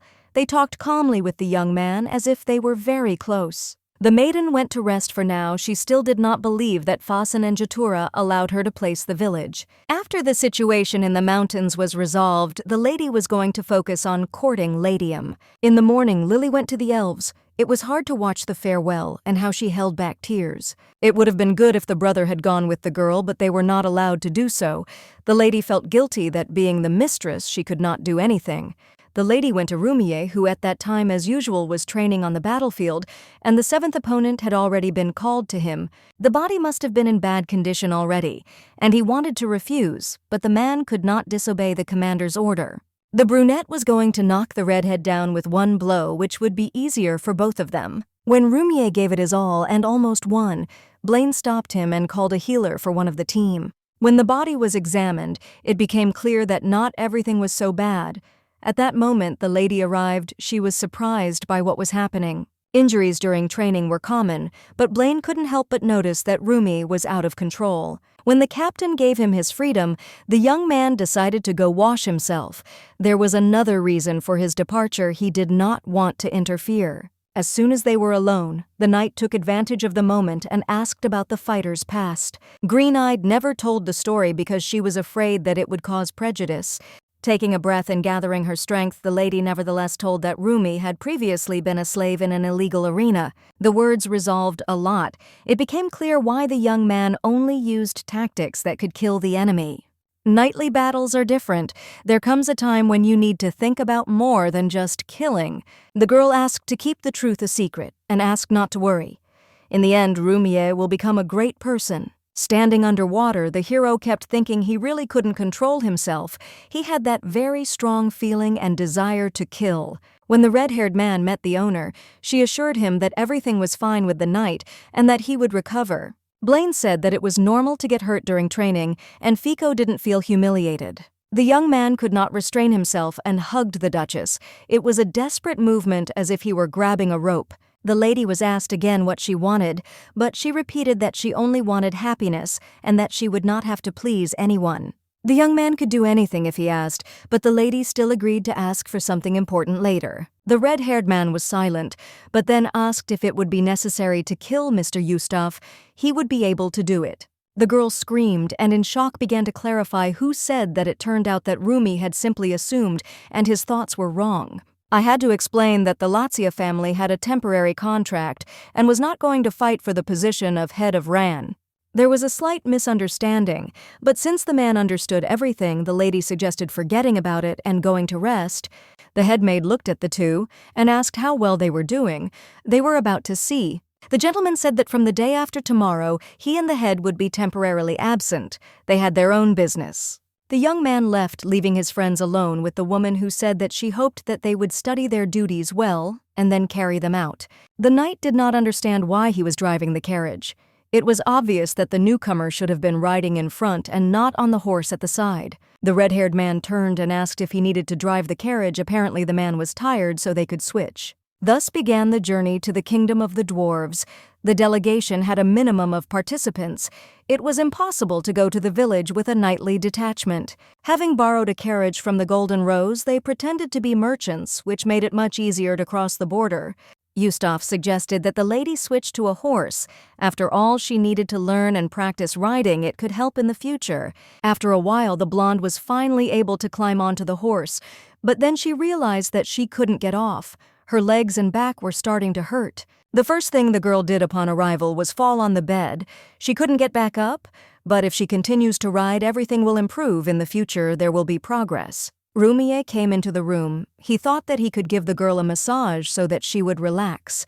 She shrugged her shoulders because she did not want this. The young man calmly explained that he would do a massage on her clothes, but if nothing was done, the girl would suffer even more the next day. For greater peace of mind, it was decided that the maid would remain in the room. There was no choice left, and the lady agreed. After a while, the woman passed out, as usually happens after a journey, and let the young man Dimidius go. The blonde thought, even though she was sent by the green shadow, she began to like Ran, so she didn't want anyone to get close to her out of evil intentions. The next day, the dwarf took me to the village to see everything. The place was truly mesmerizing with its beauty. The girl met with Roktu, the head of the Black Mountain, who complimented her hair, saying that he knew where to get gold of the same color. Usually the race would brag at the first meeting, thus declaring themselves it was in their blood, such a feature. The lady had no answer but to calmly reply that she wanted to see the tactics of the dwarves since she had no abilities. No matter how well everything is made, if there is no demand, everything would be wrong and out of place. The woman decided to get down to business. They definitely needed to discuss the mountain bell as soon as possible. That was precisely why they had come. When the lady had already sat down at the table, she suggested that Yustaf go and rest, but he refused, justifying this by saying that he also had the right to hear the conversation. The blonde started from afar. Something like a mineral water breakthrough could happen soon. Perhaps the spirit living in the mountain was about to awaken. Of course, the lady could only know for sure by entering the cave, but she also asked to take into account that she was the mistress of the ice wall. The green-eyed one didn't need to rest. She needed to check everything quickly to figure out how to convince the dwarves to evacuate. Yus followed his sister and was right not to leave her alone because an hour later they were met with failure. Roktu led the two inside. They had gone far enough and he wanted to go even further so he would know where to go. A bright sound was heard which was similar to the roar of a whale, and a second later the ring on the Duke's neck began to glow. Suddenly there was an earthquake and the floor suddenly disappeared. It seemed they were trapped in a mine. The young man said he was not injured, but he smelled blood. The girl carefully began to feel the young man's body to find a wound. She exhaled when she found nothing. When Yustaf tried to move, a heavy sigh was heard. It turned out that he had been hit after all, or more precisely, his back had been hit. Blue Eyes didn't pay attention to this, and instead of taking care of himself in response, he looked at the lady's body. She was fine. It was dark around. The girl was going to go forward, carefully holding onto the wall and lead Yustafa behind. He still turned out to be more resourceful and summoned a blue flame. After some time, another mine was found. Things were scattered there. It was surprising that at least something useful remained. The bag contained dried bread, some stone mining equipment, and alcohol in a flask. The girl disinfected the wound with the drink. All that was left was not to overexert herself. They didn't have any ointment anyway. The young man shouldn't have followed his sister, but he had a different opinion. He was calm because he didn't leave Ran completely alone. The blonde promised not to die and repeated again that nothing would happen to her. They would get out. They walked on. Fortunately, Romeo was used to the pain in her ankle, which she discovered completely by accident. Finally, they found themselves near the water. It seemed to be rising up. The mineral spring could explode at any moment, and then Ran and Yustaf would be the first to die, but he didn't seem to be worried. The blonde asked to hold hands and said the name Shal when he asked who was calling him. She introduced herself as a reader. The girl came to ask for a favor. She wanted to get out and do something with the city so that they could survive. The woman was angry that they came to her only for profit, but quickly calmed down because it was quite funny. Istalif also came with the lady. She smelled of the ice wall. Shayal asked to tell what they had read about her. The story was told the city was supposed to sink underwater, and then a crystal called Nadium would appear. Green-eyed wouldn't want a relationship where they would talk to each other only for the sake of benefit. Suddenly, the spirit laughed. She became interested in what was inside the stranger's head. She was behaving unusually. Suddenly, Yustaf's sharp voice was heard. This made her eyes open wide, and the girl was immediately hugged. They found themselves on the surface. The hero did not understand what happened, because after the lady said something, they were both pulled under the water. The girl explained that she met with Shayal because of her. The mineral water was supposed to explode. She said that the blue flame that Yus possesses does not allow them to go together. The young man noticed that when the heroine tried to get up, her leg hurt. Taking off her boot, he realized that there was indeed a huge bruise. Yus picked up the lady in his arms and carried her forward. Her ankle needed a little rest because it really hurt. The girl began to fear that she would never be able to stand on her feet again, but she was assured that everything would be fine. After thinking about it, the woman asked why the brunette didn't like the brother-sister relationship. He said that it was simply unrealistic from the very beginning. Blue Eyes asked if Ran wanted to consider him her real younger brother. Perhaps it would be easier for her to get used to it. The young man calmly said that they had a relationship between a man and a woman. The sister laughed. It was all a little unusual. The blonde offered to become friends, but she was refused. She really didn't understand who they were to each other. Although the lady worked hard for Ladium, she would not be allowed to stay there and would have to start a new life as a new person. A tear ran down her cheek.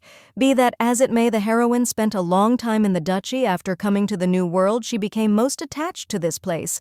The girl was carefully pressed closer to him, which made things even worse, and tears started rolling down at double speed. Even though Yus may belong to Shenna someday, the girl will only borrow him for a short time at the moment. After crying, everything cleared up in her head, and the lady asked for forgiveness.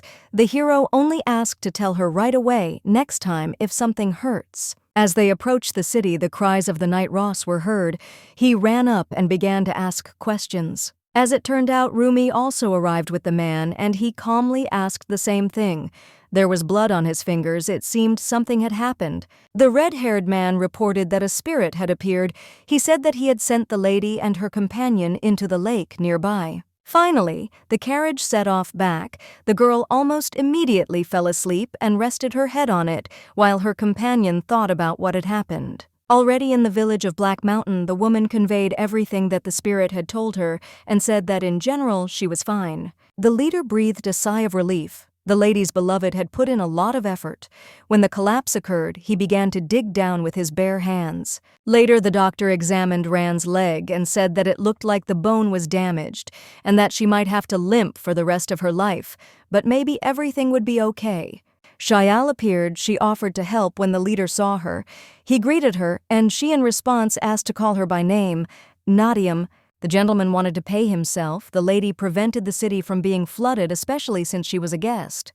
The woman easily healed the girl's leg and then the guy's back and arms. She asked them not to dig in her direction anymore. The dwarves were too noisy. She liked the flowers, so the inhabitants gathered to throw them into the lake once a year. The lady also gave a small gift to Ran, too. Romia froze because she had Nadiam in her hands after that. The spirit said goodbye and evaporated after all. It was quite an interesting conversation. Immediately, everyone around began to examine the stone. The lady is not someone who knows about different types of stones, so she wanted to leave Nadiam in the city. After the negotiations, the girl went to bed, and the next morning when she woke up, she found out that Yus was training with Rumie. The brunette soon realized that his opponent was showing his thirst for killing. Of course, it was interesting to fight with him, but it was also very annoying. Perhaps the best option would be to simply kill the man. The best option would be to destroy all the insects in advance. When the hero attacked more strongly, the red-haired man wanted to destroy him, but this desire quickly subsided when he remembered his mistress. The girl came to check how things were going. She wanted to make sure that the wounds were okay and didn't hurt anymore. The young man again addressed the lady as the hostess. The lady did not know how to explain to him. She felt guilty that she could not save him in time. Looking straight into Rumie's eyes, the Duchess said that he did not look like someone who would simply wait for his master like a dog. Yus appeared from behind and interrupted everything. But you can't ruin the authority. You should remember what the girl's status is. The dwarf came running when the lady went to talk to him. The red-haired man told the master that he would protect the one who saved him. It turned out that they didn't have the strength to control Nadiam, yet they just needed a little more time. It was important for them, but the girl said that she was already thinking about going back. Perhaps the lady would come alone and would have stayed longer, but there was no one left in the duchy. The man nodded and promised to convey the news to the head. The detachment would return to Ladium only in a day. Everyone agreed with this, although Rumie still believed that they could stay longer. The woman suggested that Yustaf return alone first, but he did not want to lose sight of his sister. Soon after they parted, the Duke returned to suggest that they look around the village to make more memories. Dia, standing behind, was invited to join, but she declined, saying that it was better for them to go alone. Ross couldn't either, because he was ultimately tasked with sending the documents to the head of the dwarves. Not understanding the hints, the lady asked to go and pick up Rumie, and so they walked through the city. It seems the lady got hold of a map of the area somewhere. The girl brought her friends to the forge to look at the swords, and the owner immediately met them, and he immediately recognized the one who had recently saved their village. The brunette quickly became interested in Yustaf's weapon since it was made by elves, and he wanted to look at the scabbard and blade closer. When Yus handed over the thing, the owner seemed to go crazy and began asking a million questions. It all got to the point that he offered to exchange the sword for his. Laban refused. He stated that he would not exchange his gift for anything else, although he did not consider elves better than dwarves. The girl didn't know that people were so easily excited, but as soon as they heard who had given the thing, they immediately dispersed. It was time to leave. They met with the chief for dinner and discussed the fact that the Duchess would soon be leaving the village. The chief asked how old the girl was, and when he found out that she was 20, he laughed.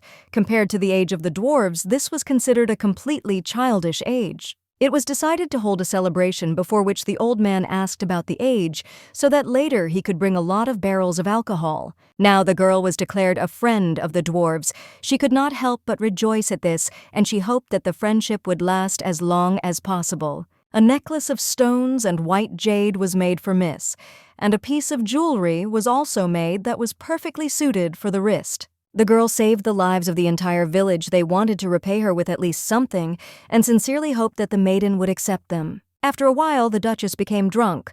For the dwarves, alcohol was not strong, but for humans, even one glass was considered too much. Yus wanted to take the lady to the room, but Rumie came forward and also volunteered, and the Duchess decided to ask the red-haired man for help. When the guy carried the lady into the room, she noticed how he smiled.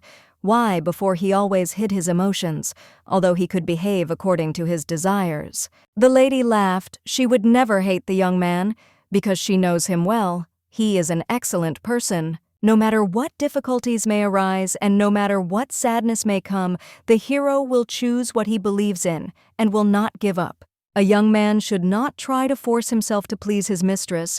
After all, she does not deserve such treatment. Demidia ran into the room. The man explained that everything was fine. The most important thing was that he did not intend to harm Milady. At night, the green-eyed one got up and went to get a drink, but realized that she couldn't lift the bucket because it was full of water. Yustaf appeared. He helped everything inside. The girl was burning in dwarven culture. You can't refuse drinks she had to drink. Still, the result was not bad. They went through a lot, but it was still definitely worth it. Perhaps the blue-eyed man still wanted to stay in the village for a few days. The maiden did not agree. Home is always better. It turned out that the Duke was outside because the reception had just ended, and he was going to get some fresh air and go to rest. Yustaf was a little drunk, having had a few drinks, but it was hard to tell from his stone face. The conversation turned to what the lady would like. She would like to remain in Latium even after she hands over her post as head. The man remained silent, and the heroine assumed that this meant a direct refusal, but she was stopped. The hero actually had a condition. He was going to tell everything after he officially became the ruler. The woman could not imagine what was going on, and in order not to think anymore, she decided to continue her vacation. Finally, the boys went to Latium. On the way home, Rumie had a sparring match with Ross, and he lost mercilessly. After this, the knight asked for new battles, but each time he lost, even this time, he wished to fight again. During the journey, Dia began to please the mistress even more. The distance became closer than with other servants. The girl was always nearby, and when she grumbled, even that was to Romia's liking. She didn't mind. Rumie's style of speech and actions also changed. He stopped following the Duchess's reactions and began to speak more honestly. The maids did not understand why the mistress worked immediately upon returning home. She needed a little time to rest. It would be difficult to take a break in the man's presence, but he only told the lady to pretend he was not there. Still, the red-haired man also found something to do. The girl asked him to make the report himself without Ross's help, so that he would look better in Blaine's eyes. Perhaps the reason for the changes was something Rand said, but after the night she didn't remember anything at all. The girl decided not to think about it anymore. She suggested that the maids look at the new jewelry from the dwarves. In addition to the gifts the heroine received from Rebirth, a box with a new ID card. In 2 months, Yustaf was supposed to become an adult. There was no fear of leaving, but only for a moment. The lady thought that she could fulfill the condition and stay in the estate. Preparations for winter in Ladium were in full swing, and they discussed all the details and upcoming events with the Duke. Caruso said that the duchy had a lot of cash left and suggested borrowing it. The lady shrugged. She did not like the financial business. The woman did not know whether she agreed to what her brother was offering her. In the future, she would not be able to monitor the fulfillment of her desires. Yustafa's hard work was paying off. After all, they should now live in peace, and the residents could be happier. The lady remembered about the infection. The problem is that the future has changed. Yus from the original was lazy with Lindbog's daughter. She died without having time to do anything. Then Lacia was going through dark times. Then Sheena came, and when she found the crystals, everything became much better. Yustafa's feelings also arose because the girl was his savior. Now everything has changed. The woman never thought about the future. She was afraid that she had accidentally changed what was supposed to happen in the world. The man pulled the girl out of her thoughts. She said that she herself did not notice how she accidentally started cutting the plate instead of meat. The blonde tried to calm down. Even if Sheena and Yustaf don't fall in love, this will be their road and story. When asked what she was thinking, the lady quickly laughed, explaining that she was thinking about relationships. Winter has arrived, usually a time for rest, since preparations were completed just before the start. The brunette reported about the winter hunt. The thing is that monsters are descending from the ice wall, and they need to be destroyed. This used to be done before the young lady arrived, but the father stopped this tradition after that. In winter, from time to time, a mountain of monsters appears under the mountain. After returning from the winter hunt, there would be a coming-of-age celebration this year. It was necessary to gather all the knights and make everything as grand as possible. Perhaps the upcoming event was supposed to be the perfect opportunity to give a formal presentation of the young man's powers. The Duchess said it was a good idea, and with that the brother felt he had been officially given permission. The green-eyed girl simply hoped for the best, but she was asked not to think about problems because she already worries too often. The girl wasn't used to people killing so easily, and she didn't intend to get used to it. She just hoped to take it more calmly. Later, the heroine went to Rumier to ask if he would go hunting. He did not immediately understand. The red-haired man was not going to go anywhere without his mistress. He believed that he should always be near her. The man brought up the topic of the lady's departure from the duchy.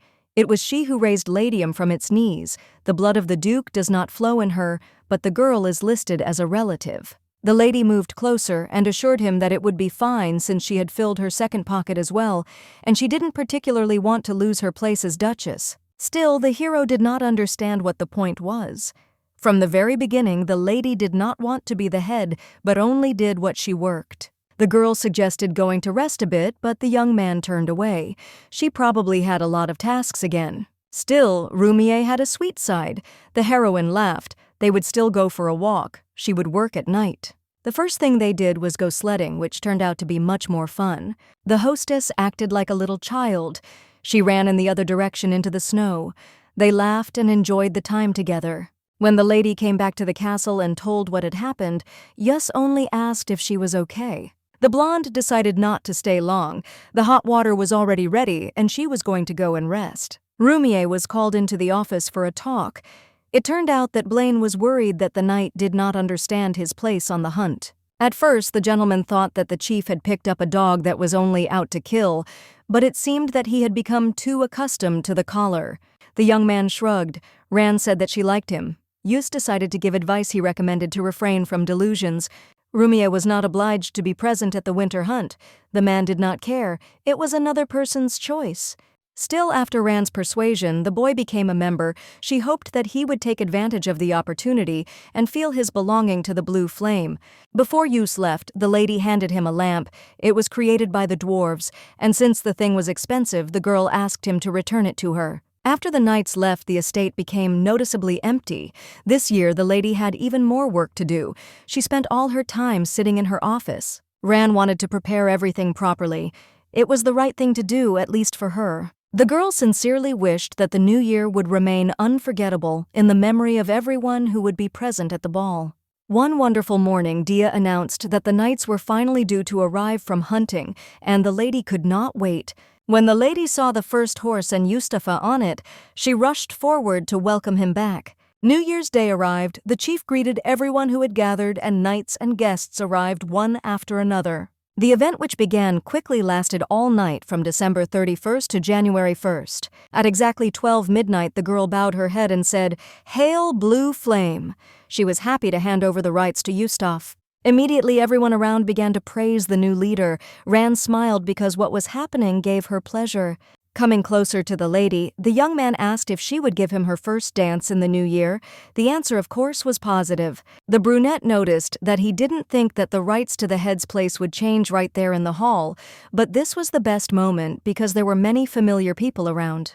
The blonde herself did not fully believe what was happening.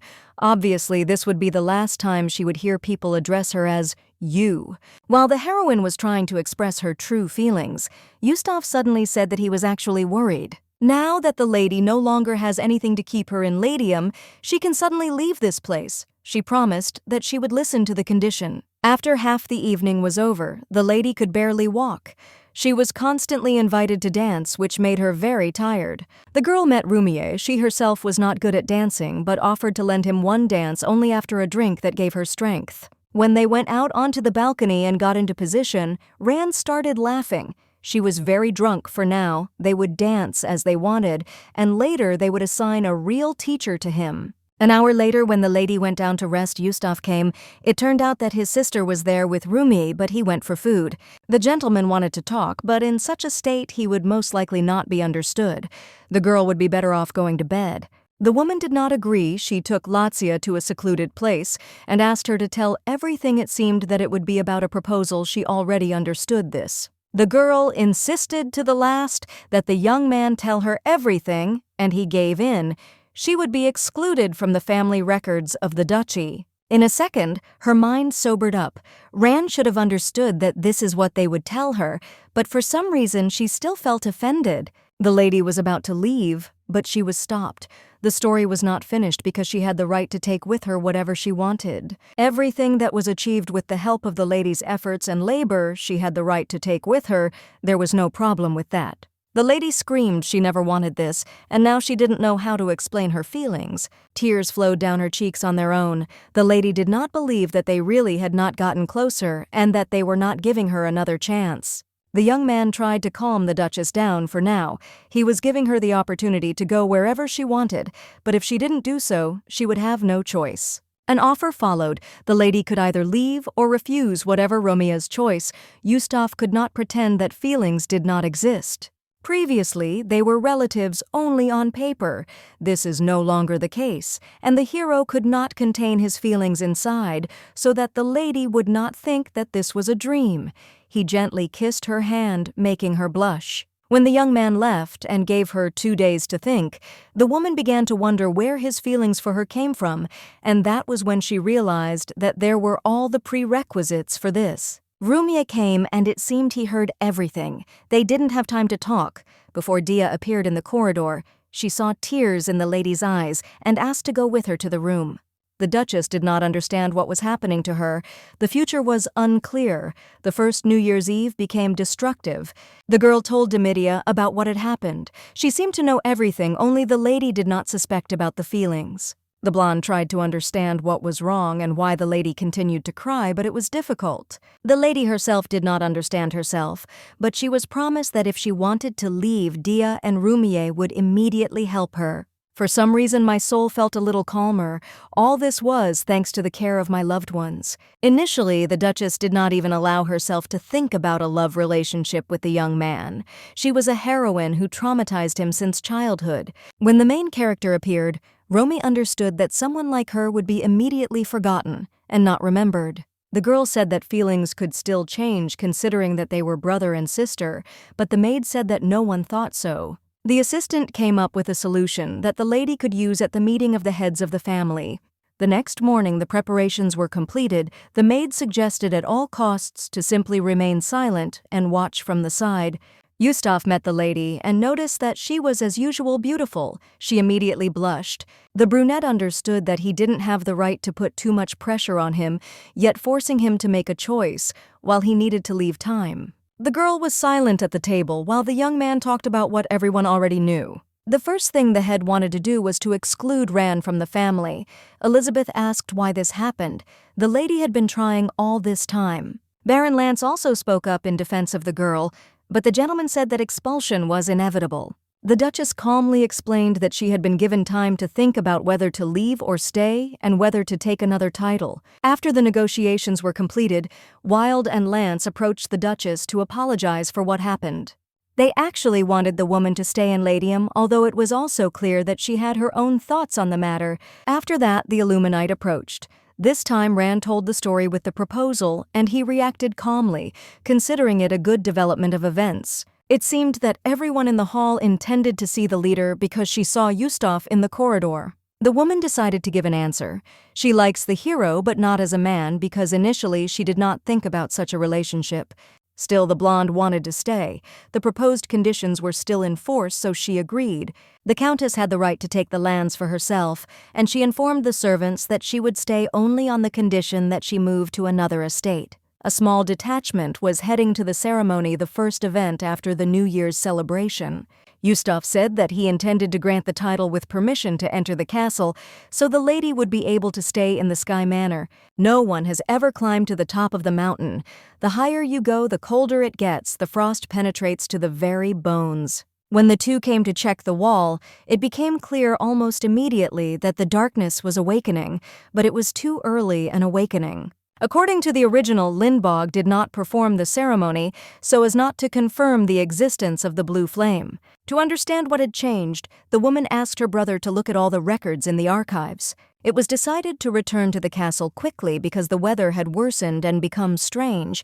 Yus asked to be more careful on the horse. Because of the snowstorm, nothing could be seen. The girl fell from the animal and found herself completely alone. She could not find any of her companions. Ran heard the sound and was scared, but very soon she realized that it was Yustaf. He had arrived to save her. With the help of the blue flame, the young man saved his sister, and so they arrived at the estate where they were met. The girl was sent into warm water almost immediately. She asked about the others, and it seems the others remained okay. Hearing that the blue flame was used, the lady jumped up to check on Yus but was stopped. He was safe. There is a fee for using powers. The hero must have spent a lot of energy because he created a high pillar. Still having gathered herself, albeit a little later, the lady went to visit the head. Yustaf said that he did not feel very bad. The chief had other things to do, and he wanted the beauty to rest a little first, so he was about to leave. Before leaving, the man gently kissed the woman on the cheek and promised that they would see each other later. It seems that all the knights returned safe and sound, but the horse from which the lady fell can no longer be found because she got scared and most likely ran away in the opposite direction. Rumier always wanted to be close to his mistress, yet she was constantly getting into trouble, although no one knew that a natural disaster would happen. However, the lady agreed to go only with the knight from now on, so that if anything happened, she would be safe. The girl brought Yustafa a tray of soup almost immediately. Ran noticed that she was being called sister again. It seemed that the reason was that it made her heart flutter even more. They decided to discuss what happened again. The lady would like to forget about what happened, but they got into trouble. The lady had never said she liked Lazia before, but now she almost died trying to escape the snowstorm. It would not have been possible to keep Ran with wealth and power, but she did not run away but stayed close. The woman brought the young man out of his thoughts by saying that they should start investigating the ice wall. The hero agreed, but the Duchess was only embarrassed by the fact that she was again treated coldly, although they talked about love. When the lady asked, she was told that she was the most precious person, and these were the right words. If you think about it, the woman understood that there was noise on the border of the wall. It was time to remove the seal from Ibria. Rumier suggested that the lady take a short walk just so that she could calmly think about everything. She needed time. After the New Year celebration, everyone was busy, so they hardly met. Now they could talk. The girl explained why she decided to stay in the kingdom. She was kept by more people than expected. While the lady was speaking, the young man remembered Yustaf's words. He asked him not to be mistaken about the lady and her attitude. The girl looked a lot like the one selling candy. She's actually quite pretty. Rumier asked if the beauty wanted to leave Latium, at least for a while. She laughed because she didn't want to freeze because of the snowstorm. The girl looked at the book. Although in fact, due to the order of the sheets, nothing was clear, it was quite difficult. Since the end of the storm, there had been only clear weather, but the lady did not have time to enjoy it because she again spent all her time in the library. The blonde wasn't going to give up so easily. The girl was going to sort everything perfectly. It seems the lady has found 300-year-old records detailing conversations with the conquering emperor. Yustaf sat next to her and listened, but in the heroine's head he was too attractive. It made her feel embarrassed. At the moment when the gentleman first confessed his feelings to the beauty, and when he began to show them, the lady did not know how to behave. The man had his own thoughts. From the moment he began to press a little more, he wanted to ask about everything in turn. In March, winter was still raging in Latium. A messenger arrived from the imperial palace. He arrived with news. The blonde learned that His Majesty had left this world. She was surprised because in the book he was still alive even when Sheena arrived. Olivia must have changed her plans. The woman convinced herself that she just needed to calm down. Since Luce became emperor, his wife became empress. Be that as it may, the new king was against the duchy. It was interesting to see how he would act. The young man would not be able to attend the coronation ceremony anyway. He was going to go to the capital later and asked Blaine to check on the Blue Flame Knight squad. Now, since Yustaf became the head, the maiden had no right to interfere and contradict his words. They believed in the woman's strength. She would have to cope with all the difficulties in any case, even though she had no hope. As soon as the knights left, Ron pounced on Yustaf, asking why he didn't take her with him, knowing that he needed trusted people. The man simply did not want his sister and the king to meet. Now that he has become the main one in the kingdom, he will try to take possession of what he could not get before. Ran became an ordinary countess, which only made the situation worse. She officially became the boy's weakness. In fact, the blue-eyed man was happy that he became the head. For another reason, his sister would no longer have to deal with negativity. A week later, Yustaf packed up and left. They tried to persuade him to take Blaine with him, but the knight stayed to defend Latium if necessary. Fortunately, the countess was so busy that she did not have time even for ordinary worries. Life went on as usual. Romeo's first duty was to maintain relations with the dwarves, and they visited the palace. The heroine was glad to see familiar faces, but she never expected to meet so many of their race. They were much more determined than it seemed at first, but only the words about future plans made them realize that not everything was so simple. While the dwarves were preparing to build temporary housing, Latium was obliged to provide them with food and some other amenities. It was planned to launch some ready-made products for sale, but some problems were bound to arise with them as well. After the war with Latium, the Marquis put a lot of pressure on the masters, so they broke the contract and left all thanks to rumors that, in the duchy, they would be connected with the Golden Rose organization. It was decided to create not a new guild of magicians, but a guild for the production of magical items from ice crystals. Lydia was asked to head the organization, and she agreed. The Countess was happy for her, but Francis decided to stay in Latium. Time, however, flew by too quickly. April began, the wind no longer burned the face, and shoots began to grow among the remaining snow. Unfortunately, no letters came from Yustaf, and the girl even felt sorry that he didn't have instantaneous movement magic. There were spells in the world that were forbidden because of their creator magic should not contradict the rules of the physical. For some reason, no matter how busy the lady was, she constantly thought about Yustafa, as if she could not get him out of her head. The girl made a plan, and according to the plan she went to check on the villagers. Thanks to the devices that were given to them, they all survived. They thanked the heroine very much for the kindness she had shown, and they were pleased to be listened to. The lady in a sense understood why kings always traveled hiding their identity. They did not want publicity. Mrs. Rand completed the plan with a check. She was not obliged to go on her own, but she still decided to do so. Blaine had previously heard from Yustaf that he had proposed to Ran, and she had refused, but now being nearby, he saw her sincere feelings. The man decided not to pay attention to this because everyone has their own path. The conversation turned to what Lazia would do next. In different places, as it turned out, estates were built for the family, and at night they were going to rest in one of them. The Duke was bullied in the castle, but the methods were as pathetic as usual. Nothing new happened. Olivia's voice was heard, which distracted him from his work.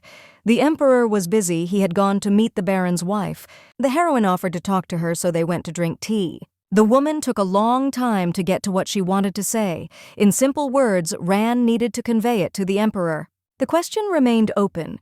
Yustaf did not care whether he received recognition for Latium or not. The man did not want to stay at the table, so he bowed out, making Olivia angry.